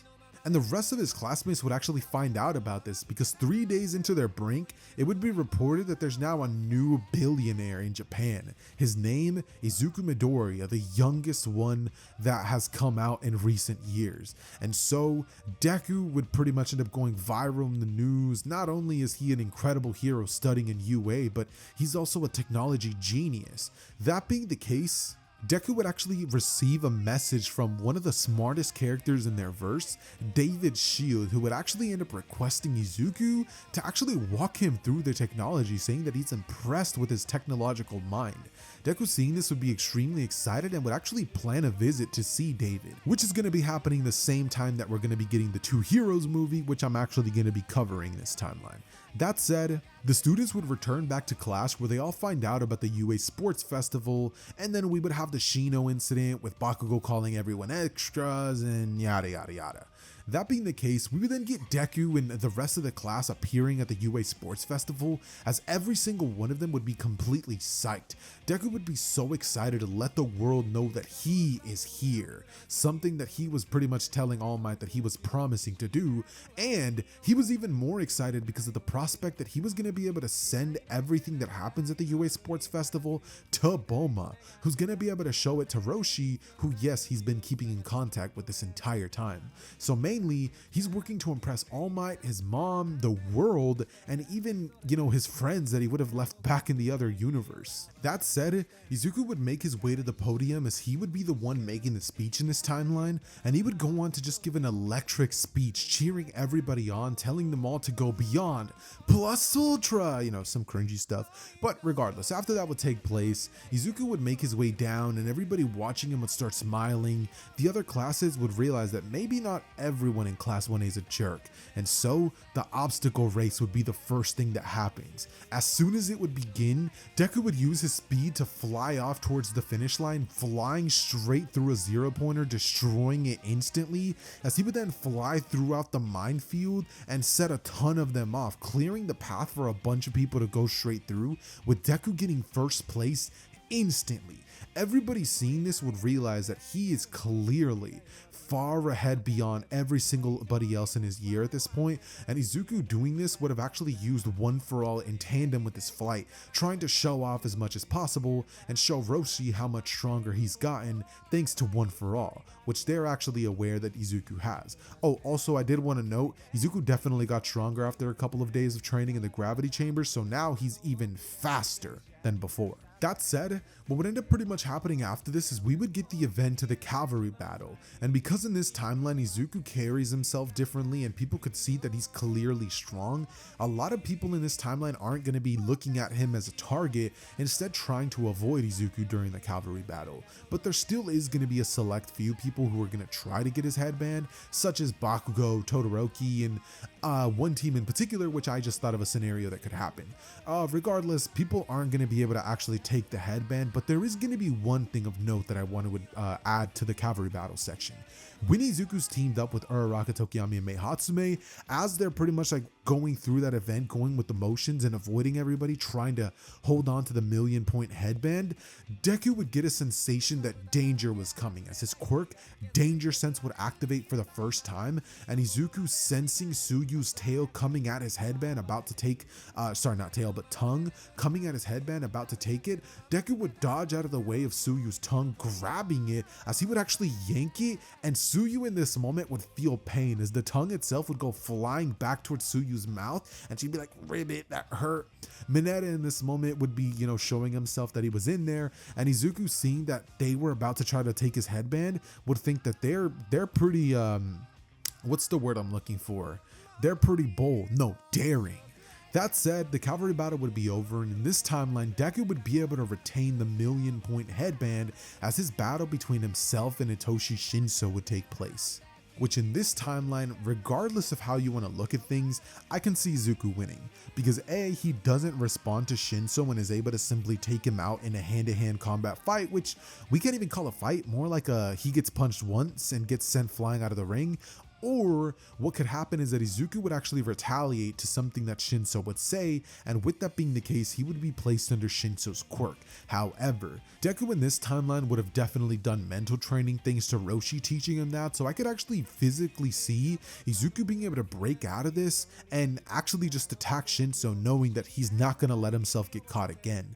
With that said, he would then have a second battle against Todoroki like in the original. However, in this timeline, Todoroki doesn't exactly suspect him of being All Might's secret love child, and instead we just get a classic 1v1 battle between an ice user and a ki user. The second that the ice would be flung towards Deku's direction, Deku would actually fly straight through the ice itself, similarly to what Vegeta would have done with during the fight with Broly, where they literally just flew straight into the ice, no cares given. That said, in an instant, Izuku would be face to face with Todoroki, who would freak out and shoot fire at Izuku's direction. However, Izuku, feeling this coming thanks to Danger Sense, would dodge out of the way, as grabbing onto Todoroki's wrist, he would direct his flame towards the other direction, and in one swift movement place his hand on Todoroki's stomach, as he would then shoot a ki blast point blank at him, sending him crashing onto the ground, with Todoroki being completely unable to stop himself from the recoil impact, as he would hit the ground and be completely knocked out of bounds. Izuku would be declared the winner, and after this would happen, people would start cheering for Izuku as he would become the clear crowd favorite. After this would take place, the rest of the battles would happen, and we would then get a battle between Izuku and Ida, who, unfortunately for Ida in this timeline, he's just no match for Izuku. His Recipro Burst is no match for Izuku's base strength, or sorry, no, speed, so Izuku's gonna be easily defeating him, and after that would take place, we would get a final battle between Izuku and Bakugo, who, trying his best, would ultimately try to get the one-up on Izuku, but it's just not happening, bro. Izuku would start the battle off in his base form, as using his ki would simply use that to simply keep up with Bakugo, punch him, shoot ki blasts and stuff at Bakugo, and this would definitely already be beating him. But Bakugo, being who he is, would tell Izuku to stop holding back, telling him, "Come at me with everything you have, damn it." As Izuku, hearing that and knowing that Bakugo won't accept anything less, would instantly activate his 100% one for all form, as Bakugo, seeing this, would smile, flying into the air and preparing to use a howitzer impact. He would fly in towards the direction of Izuku, but as this would happen and Bakugo would literally be spinning, Deku would use his insane speed to speed blitz him so fast nobody in the crowd could even see. At this point, this dude was straight up Dragon Ball level of speed, where you can't see him unless you have ki. And he would grab Bakugo by the shirt as he's mid-spin before twisting him in the air and slamming him into the ground with one arm. This would lead Bakugo to being completely unconscious on the ground, as Deku would be declared the winner, and he would wave to everybody as the medals would then be handed to them, and Izuku would be given the first place medal, with All Might proud of Izuku, pretty much whispering in his ear that he couldn't have chosen a better successor. Bakugo, who would have been next to him in this timeline, would end up actually hearing that and think, so that's how he got so strong. He would get angry at Izuku and Bakugo, but regardless of this is going to be a plot point for later. Maybe, I don't know, actually. I might not even end up doing anything with it, but yeah, regardless. After this would take place, the students would end up returning to school, where all of them would end up being told about the fact that they are going to be picking hero names. Now in this timeline, obviously Izuku already has one. His hero name's not going to be Deku, instead the Great Saiyan, which is just absolutely hilarious, but he's still going to be going with that name. But yeah, regardless of that, afterwards, the students would end up being told that they're going to be having select who their hero agency is going to be with, and much like in the original, Izuku would actually go off to train with Gran Torino, which is going to be kind of interesting considering the fact that in this timeline, Gran Torino can't really teach him much. If you guys remember in the original, Gran Torino was pretty much responsible for teaching him full cowling and also showing Deku that he shouldn't idolize All Might. But because neither of those things are true in this event, I could see him trying to pretty much fight against Izuku, and ultimately, yes, maybe he might be able to, pose a little bit of cool training for Deku and maybe teach him a couple more cool new fighting moves or something like that. I just don't see Gran Torino matching up against this version of Deku well at all, and now having access to Danger Sense, maybe instead of working on getting stronger in a sense, Deku would actually start working on developing these new quirks that he's awakening, and he would talk to Gran Torino about what's been going on with this quirk. Gran Torino, being who he is and understanding the history of One For All, would actually be a perfect person for Deku to learn how to use all of One For All's random quirks that are given him, which, speaking of, I'm actually not 100% aware of what those quirks actually are, so let me actually look that up real quick. Alright, after doing a quick Google search, I ended up realizing once again that his quirks are Smokescreen, Black Whip, which we already talked about, Float, which he doesn't actually need considering he can fly, as well as Gear Shift, which is going to be incredible. It's essentially literally Kaioken, which is insane, and that's something that Deku's actually going to be, or I would say he would realize if it wasn't for the fact that I just don't see any real reason why any character in Dragon Ball would mention the Kaioken technique, so no, he's actually not going to know that. Then we have Fajin, which is able to actually have him store kinetic energy or something like that, and then pretty much release it. So that's pretty sick. He's gonna be able to increase his abilities and stuff like that. And then obviously Danger Sense, which is something that Deku would have learned about during the cavalry battle. So with that being the case, Deku would actually spend most of the days that he would have used trying to learn full cowling to learn about these abilities, not mastering them because that's just absurd. dude hasn't even had them for much time. He would mainly focus on the ability of Danger Sense, and he would use Gran Torino to help him with that. He would blindfold himself as though he was training with hockey, and Gran Torino would attack him as he's blindfolded, with him using his speed to dodge out of the way. He would also work on the quirk Smokescreen, which is a pretty interesting quirk for him to use, something that he thinks is going to be sick, and also work on the ability Black Whip.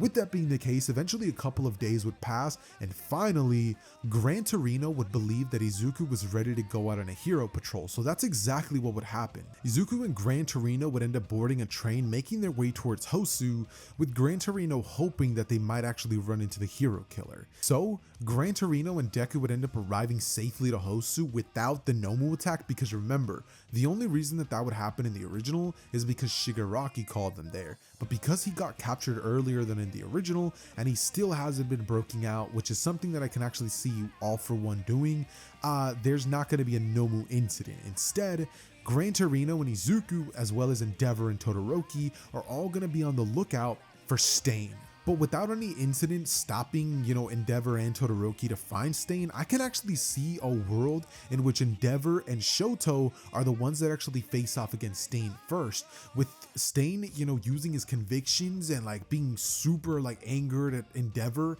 having like a full-fledged, really awesome fight between Endeavor and Stain, which ultimately I can still see Endeavor and his son Todoroki pulling off, just because Endeavor's incredible power quirk, and then we essentially have Todoroki there backing him up. I can see Gran Torino and Izuku arriving just to see the last seconds of the battle, in which Endeavor would land the final blow, as we would see Todoroki on the ground, who would have actually ended up being having his blood licked by Stain, so he would be like kind of on the ground and able to move. That said, they would actually end up helping them to restrain them, and after that would take place, we would essentially see Gran Torino and Izuku trying to find some crime but being completely unable to. As after this would happen, Izuku would continue training on his quirks, and after the training would finally be over, he would return back to class, as the school would end up having a hero rescue trace event, as All Might and everybody else would try to see where everybody's at in terms of their quirk usage. It'd be at this point that Izuku would end up busting out his brand new abilities in front of the class, as he would use Black Whip as well as the rest of the quirks that he would have worked on to end up arriving to All Might as fast as possible, using Flight, Black Whip, and Fa Jin all in tandem, as he would arrive to All Might in literally like 2 seconds. With that being the case, everyone would be stunned, going, "What? He has even more powers?" At this point, everybody would just be done with Deku because they're just jealous. They're like, how is that fair? The dude already can fly, he can shoot energy beams, he's stronger and faster than anybody else, and now he has more powers? What is this quirk? They would all start freaking out, and the guys would be jealous. The girls are just like, whoa, like he's so cool. And All Might is just so proud of the man that Izuku's become. Every time he sees Deku, he just sees the young man that he would have met, the one eager to jump into danger if it meant saving someone's life. He's grown so much, and it's all thanks to the experiences that he would have had in the other world, as well as him using One For All to the best extent ever. He would be so proud of the fact that he chose Izuku as a successor, and he would have a massive smile on his face as he would think, Hero Society is safe in your hand, Izuku. You will be the next symbol of peace. Alright, picking off the story where I had left off last night, Izuku and the rest of the class would all be told about the final exams, to which all of them would start freaking out, and we get the same interactions between the class, with most of the class going off to train with Momo, Kirishima, and maybe Denki going off to trade with Bakugo, and everybody else kind of just doing their own thing. With that being said, the class would freak out about it, and during their lunch period, everybody would be talking about what exactly the test is going to consist of. Eventually, Monoma would get closer, saying that he's heard from an upperclassman that it's actually going to be facing off against robots. After hearing that, the class would breathe a sigh of relief, thinking to themselves that this is going to be easy. Robots? Seriously? That's it? I mean, sounds like a breeze to them, but unfortunately, that's just not going to be the case. However, in this moment, I could definitely see Mineta being like, what do you care what the test is, Deku? With your quirk, you're gonna pass regardless of what you face. All Might, anybody else? How many quirks do you have, Deku? That one quirk is amazing. Izuku hearing that would look at Mineta, saying that he will admit that his quirk definitely has a lot of practical uses, but it's simple, it's just him manipulating his aura. and being able to do that leads him to gain access to all these crazy powers that he's awakening. He would tell Mineta that he's not as lucky as he thinks, saying that for most of his life he was actually quirkless, as everybody would be shocked, being like, "What? You are quirkless?" Deku would look at them and say, "Yeah, don't you know why Bakugo's always so mad at me? I was quirkless for most of my life. I was a pretty big weakling, and when my quirk activated, it nearly destroyed my body. But I was able to pull through thanks to some help from some incredible people." With that said, the people would kind of just look at him, and we would eventually flash forward to Deku facing off against his pro hero, who I think in this case is still going to be All Might. So with that being the case, we would essentially get Deku and Bakugo facing off against All Might. I can see the battle going one of two ways. Number one, Bakugo's going to rush in blindly trying to face off against All Might and get absolutely cooked. Or number two, which is the one that I actually want to go with for this timeline, Bakugo would easily try to go in and fight All Might alone, but I can see him about to get beat up, with Deku saving him at the last moment, telling him that he needs his help, that they need to help each other if they have any hope of defeating All Might. And after Bakugo and Deku would kind of just like look at each other, I could see them both kind of just having a moment in time in which they're reflecting on everything that's happened. And Bakugo looks at Deku and just says, "Try to stay out of my way." With that being the case, the two students would rush back in at All Might and the battle would continue. Deku would throw a 100% power smash at the air, sending an air wave so powerful that it actually causes All Might to be sent flying back. And as this is happening, All Might would have been sent flying, with Bakugo turning the corner and pulling both pins on his explosion gauntlets. That said, the explosion would blast off in All Might's face as smoke would fill the area, and Deku would fly in, grabbing a hold of All Might as he, with All Might like flying with him, holding him and pushing him, he would fly All Might through the exit, meaning that Izuku and Bakugo would end up passing to some, kind of weird means, but they pass, and that's what matters. With that said, I'm finally able to address the Two Heroes movie, which happens before the Forest Training Camp, according to this website. Not too positive, but regardless, we're going to cover it before the Forest Training Camp arc. So what would end up taking place during this section of the story would be essentially that everybody else, much like in the original, who would have ended up making it to Island would still go there, and Deku, because he's All Might's successor, would go with him. Obviously they had planned a meeting, but considering that Izuku knows All Might, he would have ended up finding out about that, and Izuku would have essentially had his meeting with David with All Might.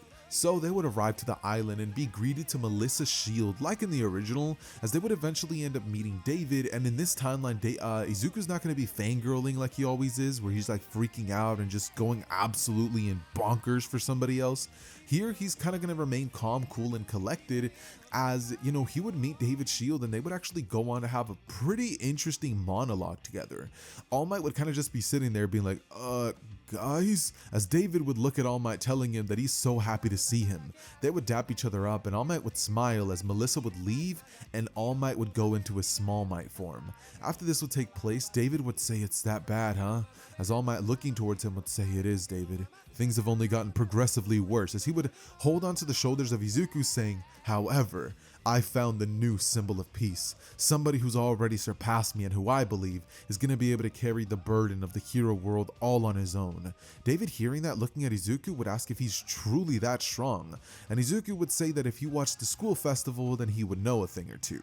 David would say that he's really too busy with his research in order to do that, but what he does know about is how incredibly intelligent Deku is. He would go on to show Deku a couple of his inventions lately, and Izuku would go on to show him a couple of different Capsule Corp techs, specifically the flying cars that they'd be using in the Dragon Ball universe. That would be something that would highly impress David, considering the technology for that is extremely advanced and something that even their world hasn't fully gotten the hang of. So with that being the case, David and Izuku would actually decide to drop that as their own line. So this would make Deku even more rich, practically becoming the Elon Musk of this universe.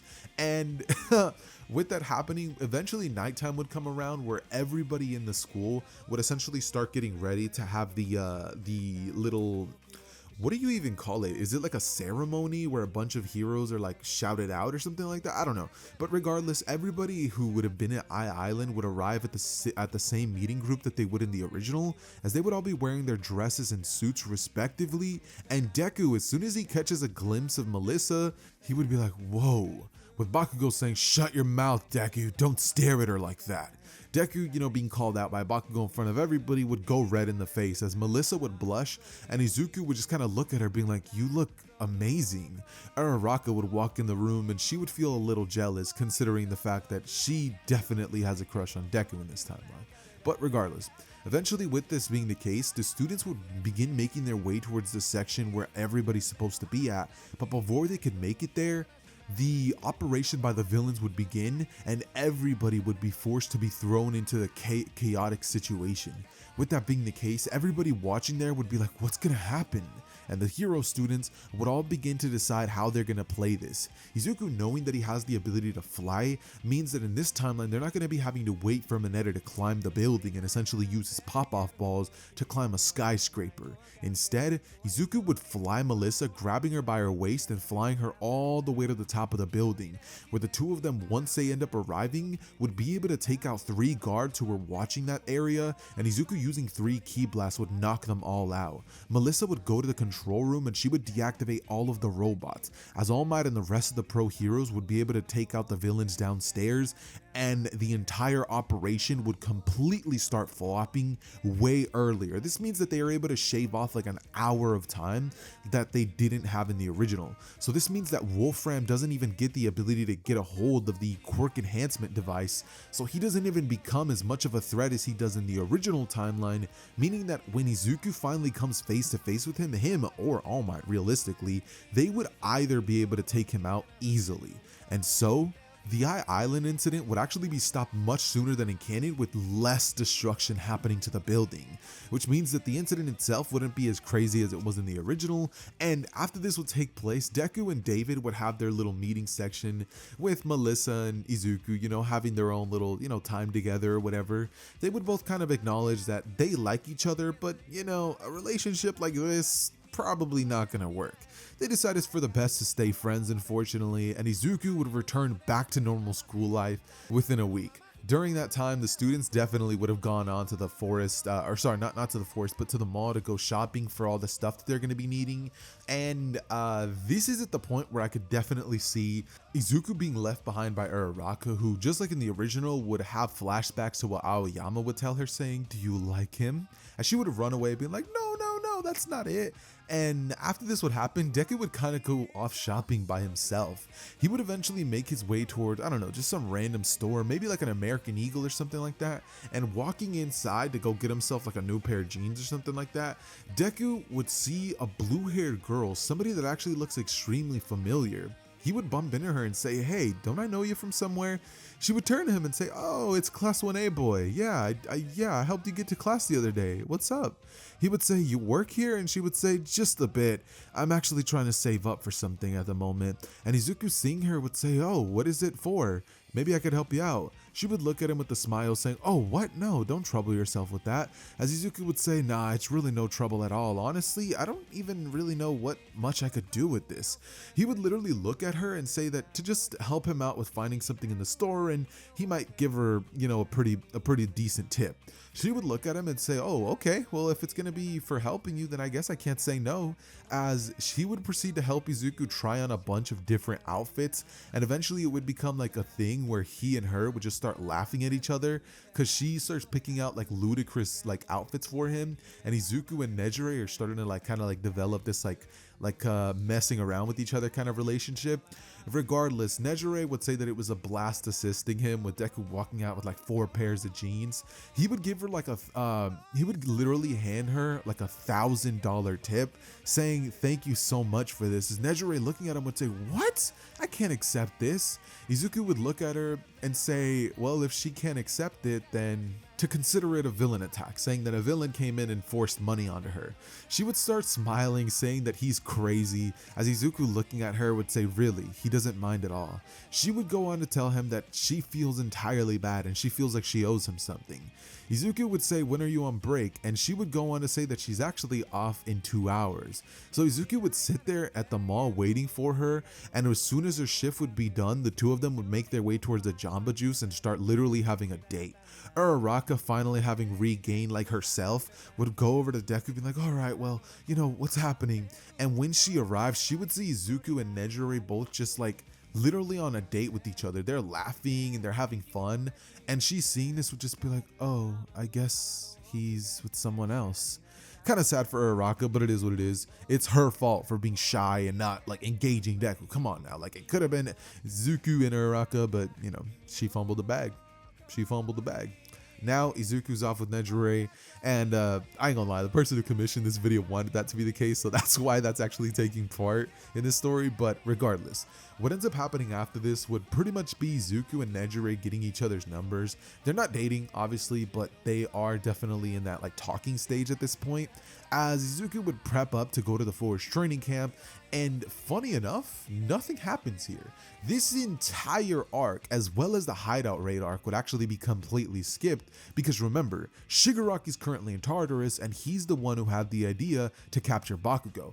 No capturing Bakugo means no Vanguard Action Squad. No Vanguard Action Squad means absolutely zero hideout raid arc. Zero hideout raid arc, well actually that's not true. But zero Nomu incident means that there's no Dabi, there's no Toga, there's no Spinner, and there's no Magna. There's also no Mustard. I don't know about Moonfish, he might join, and Muscular might as well, but other than that, like literally 5 of their key members would not join due to the fact that Stain doesn't end up having the same moment that we get in the original with the Nomu and that video being captured of him. That doesn't happen. And because he was never linked with the League of Villains, they don't even get their moment in the spotlight to shine. So that's completely glossed over, and the students are actually able to get some solid training in.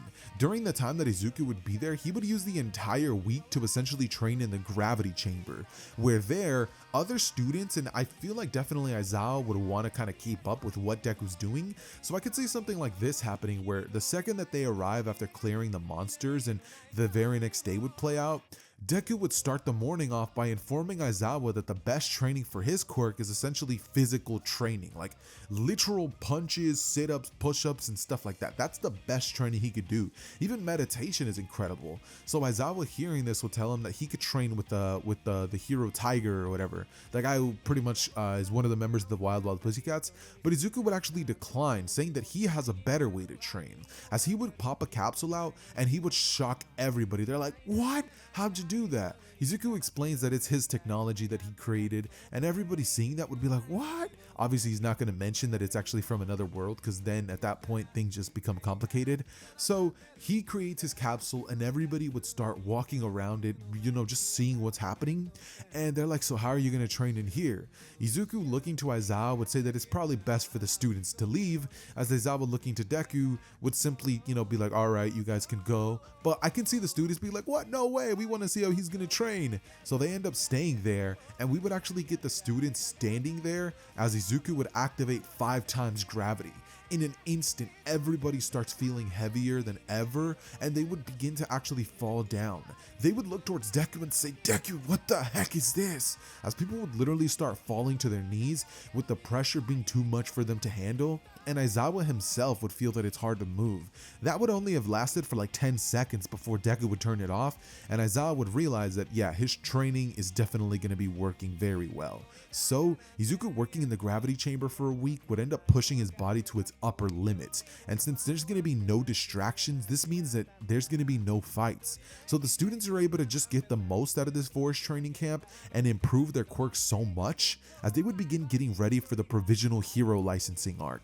And with that being the case, the UA students would arrive at the area to take the exam, as a bunch of other schools would immediately walk up to them, with Inasa being one of the most notable characters, and then we would get that one guy who can create tremors with his shake ability or whatever.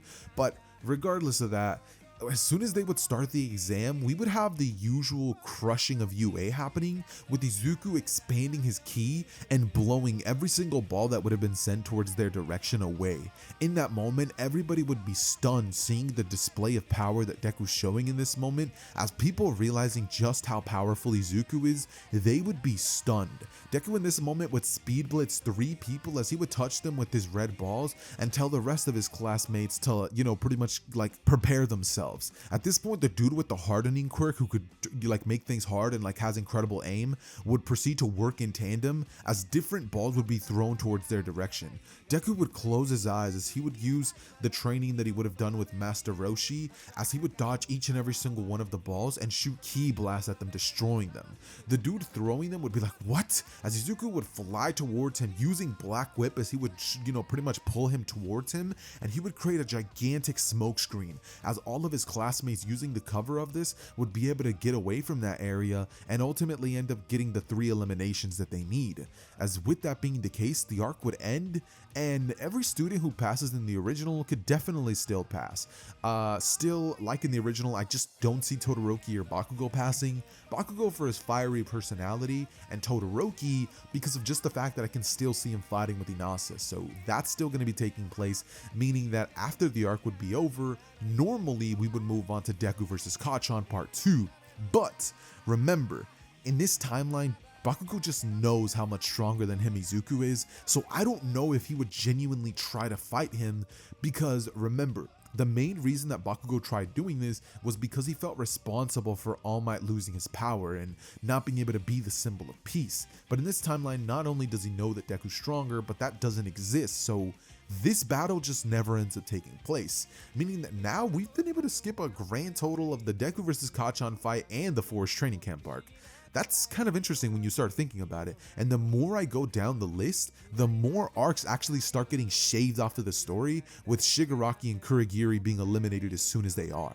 With that said, we're able to actually move on to Class 1A having their introductions to the Big Three, and so Mirio, Nejire, and Tamaki would walk in the classroom. Izuku seeing Nejire would have a smile on his face as she would wave at him, and the boys in the class seeing this, they'd be like, wait, what? You know her? Mineta would be so jealous, saying, tell me you don't have some sort of romantic relationship with her right now. Tell me that's not true. Izuku would look at Mineta and say he can't exactly do that, and Mineta would just start crying. The dude starts literally bawling his eyes out as Mina would smack him, and Uraraka, hearing that, would just get more sad than she already was. Regardless though, Mirio, much like in the original, would actually go on to challenge the entire class of students, and we would get Mirio showing his power to the entire class, with him just absolutely destroying them.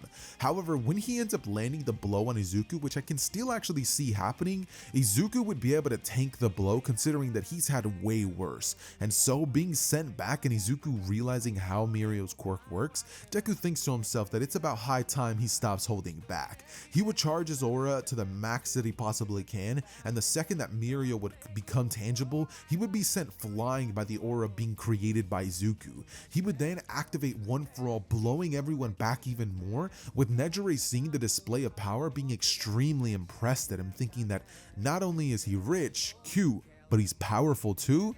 Pause. Anyways though, that being the case, Deku would rush in towards the direction of Mirio, and Mirio would phase his head through the punch, not realizing that Deku was only doing that to pretty much get Mirio to phase and let him go through his body. In a moment, Deku would place both hands behind his back as he would shoot small ki blasts towards Mirio right after phasing through his body. With Mirio not expecting something like that, he would be caught off guard, and the ki blast would burn his back, causing Mirio to fall down onto the ground, and I won't say unconscious, but after landing that blow, I can see Mirio kind of just standing down, with the battle being over. That said, Mirio and Izuku would both kind of look at each other with respect, and the two of them having mutual respect for each other, I could see them having a bit of a conversation. But regardless of that, Deku's going to be going with Nejire after everything would be said and done, and with that being the case, I can actually end up seeing Izuku either go with Nejire to her internship to spend time with her, or the more realistic approach, Deku would go with Tsunade, simply because he actually greatly respects Mirio and he would accept his invitation to go with his trainer. That said, I'm actually going to be going with the Mirio option, and so the overhaul arc would actually be ended much sooner than in the original. In this timeline, obviously Tsunade won't be able to have the luxury of playing with Izuku, essentially telling him that he's not worthy of being the successor, because come on now. There's just no way that after seeing Izuku fight or seeing what he displayed at the sports festival, you can even say half confidently that he's not worthy of it. So with that happening, we essentially end up getting Izuku and Mirio going off on a hero patrol, and there's just no world in which I see Izuku leaving leaving Eri with Overhaul after seeing the state she's in.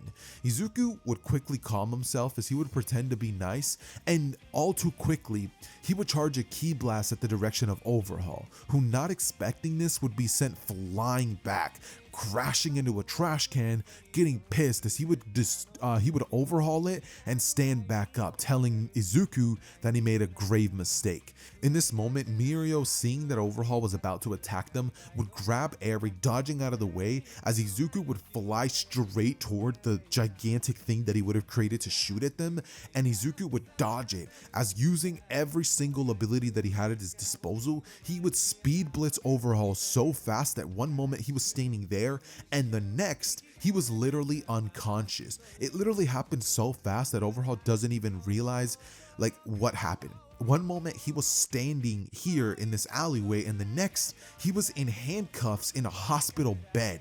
It's actually insane how crazy the scaling to the Dragon Ball universe is in this world. Like, mind you, if Deku had 100% of One For All with the quirks, he's already able to do this, and we know that from just the Vigilante arc that Deku went on, but then you add ki control on top of that. Come on now, there's just no way that Overhaul is going to do a thing to Deku. So with that being the case, the Overhaul arc would end much sooner than in the original, and that's going to be covering pretty much every major villain in the story. So now I'm able to give you guys a little bit of a bonus arc, something that I decided that I wanted to add to the story as soon as I knew I could do it. After this would happen, the next couple of years of Izuku's school life would go down just like you would expect, and after a couple of years, Deku would get multiple updates from the world that he had left. 7 years would pass, and Izuku would go on to become one of the greatest heroes in that entire world, growing so much in power with a 7-year time skip, continuing his training, using the gravity machine, never taking things easy, considering that Master Roshi would have embedded the lesson that Goku had in the original, which is there's always someone stronger than you. And yeah, Deku's not some crazy Saiyan warrior who's always craving a fight. However, he is a smart character who's aware of the fact that he needs to be ready for anything. If a threat similar to the ones that they've had to encounter ever comes to his planet, he needs to be ready for it. And at this point, after a 7-year time skip, I think that it's more than generous to say that Deku would have essentially reached that Super Saiyan 2 level of power through 7 years of intense training,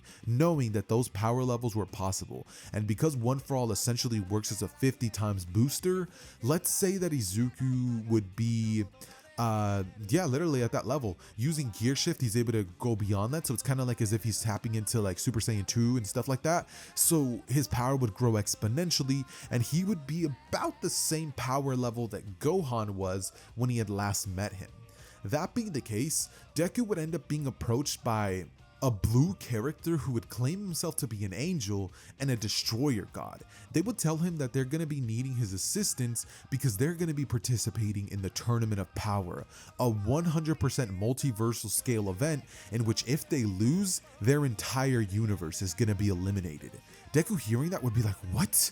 What are you talking about? And after hearing that, Deku would actually be taken with them as he would join the Tournament of Power, where he's going to be able to finally be seeing his old friends for the first time. As soon as they would all arrive there and the Tournament of Power would all start to begin and everybody's able to like look at each other and see what each other's actually doing at this point, Izuku, seeing Bulma, Goku, Gohan, would have the biggest smile on his face as he would say, "You guys are here?" Rushing over towards them, Deku would just look so much older than he does in the original. At this point, Deku has kids, he has a family, the dude's like the #1 hero, and looking at Bulma, he would give the biggest smile. He would see Goku and say, "Gohan, is this your father?" And Gohan would say, "Yeah, that's my father Goku. I told you so much about him." Goku would be like, "Oh, it's you, Deku." Like doing the Goku laugh as they would shake hands, and Goku would smile, saying that he hopes that he's able to give him an incredible battle. Deku would smile, telling Goku that he hopes so, as he would ask Gohan if he's kept up with his training, holding up his bicep saying that he has, with Gohan smiling, saying that he's happy about that, as he would go on to explain that they're going to be winning this entire thing, but not to worry, that their goal is essentially to wish back the other universes as soon as it's done. That said, Izuku hearing that would smile, knowing that regardless of how this tournament goes out, he has complete faith in their universe to win, because that honestly, Deku, knowing that he's probably going to have to face against him, having gotten stronger over the years, he understands that he's really here as kind of a formality. And so the battles would begin. Deku would immediately be rushed by a group of characters who wanted to take him out quickly, would attempt to do so, but Deku, using his smokescreen quirk, would create a fog that would cause them to be blind, as using his key signature tracking ability that he would have mastered at this point, he would end up using Fajin in tandem with One For All to elbow them in the chest, knocking them off of the arena, as he would take them all down one by one, eventually finding himself in the center of the arena, facing off against Gohan. Izuku at this moment would be face to face with Gohan and Piccolo would stand forth as he would begin to actually attempt to fight him, but Gohan, looking at him, would tell him that this is his fight, as Izuku and Gohan, looking at each other, would smile as the both of them would spar. And funny enough, they're actually on even level, because Gohan is using Super Saiyan 2, not Ultimate form, for this fight, and they would have an incredible battle in which ultimately, after a bit of back and forth with both of them and Deku shocking Gohan with the techniques that he has access to thanks to the power of One For All, like Black Whip and Gear Shift and Fajin and Danger Sense, all that stuff would make Deku actually able to keep up with Ultimate Gohan once he would tap into it. But Gohan would lock in, and it would just get to the point where Deku's speed just couldn't keep up. Regardless of whether he could sense the danger coming, he just wasn't able to avoid it. And so Gohan would knock Izuku off of the ring, as he would be sitting in the stands and he would cheer Universe 7 on, to which the God of Destruction would be pissed, saying that how could he do that? But Izuku, looking at him, would say not to worry, that they never fail, and that they're going to be winning this whole thing and wishing every universe back. The God of Destruction would kind of breathe a sigh of relief, thinking that he hopes he's right, as funny enough, that God of Destruction would start cheering for Universe 7, and eventually they would end up winning the whole entire thing, meaning that every universe would be restored back to normal. And that, ladies and gentlemen, is where I'm going to be ending What If Deku Had Key Control, or What If Deku Was a Saiyan, or whatever it is you want to call it. I hope you guys enjoyed this story, because I genuinely had a lot of fun recording it. This is something that took me a couple of days to make, considering that the length of the video is absolutely absurd. So it would mean the world to me if you guys could leave a like down below, just to get the video to do better in the algorithm, and leave a comment. Let me know what your favorite part of this video was. With that said, thank you so much to the person who commissioned this video, and with all that out of the way, ladies and gentlemen, I love each and every single one of you guys. It has been your boy Xehther, and I am out. Peace.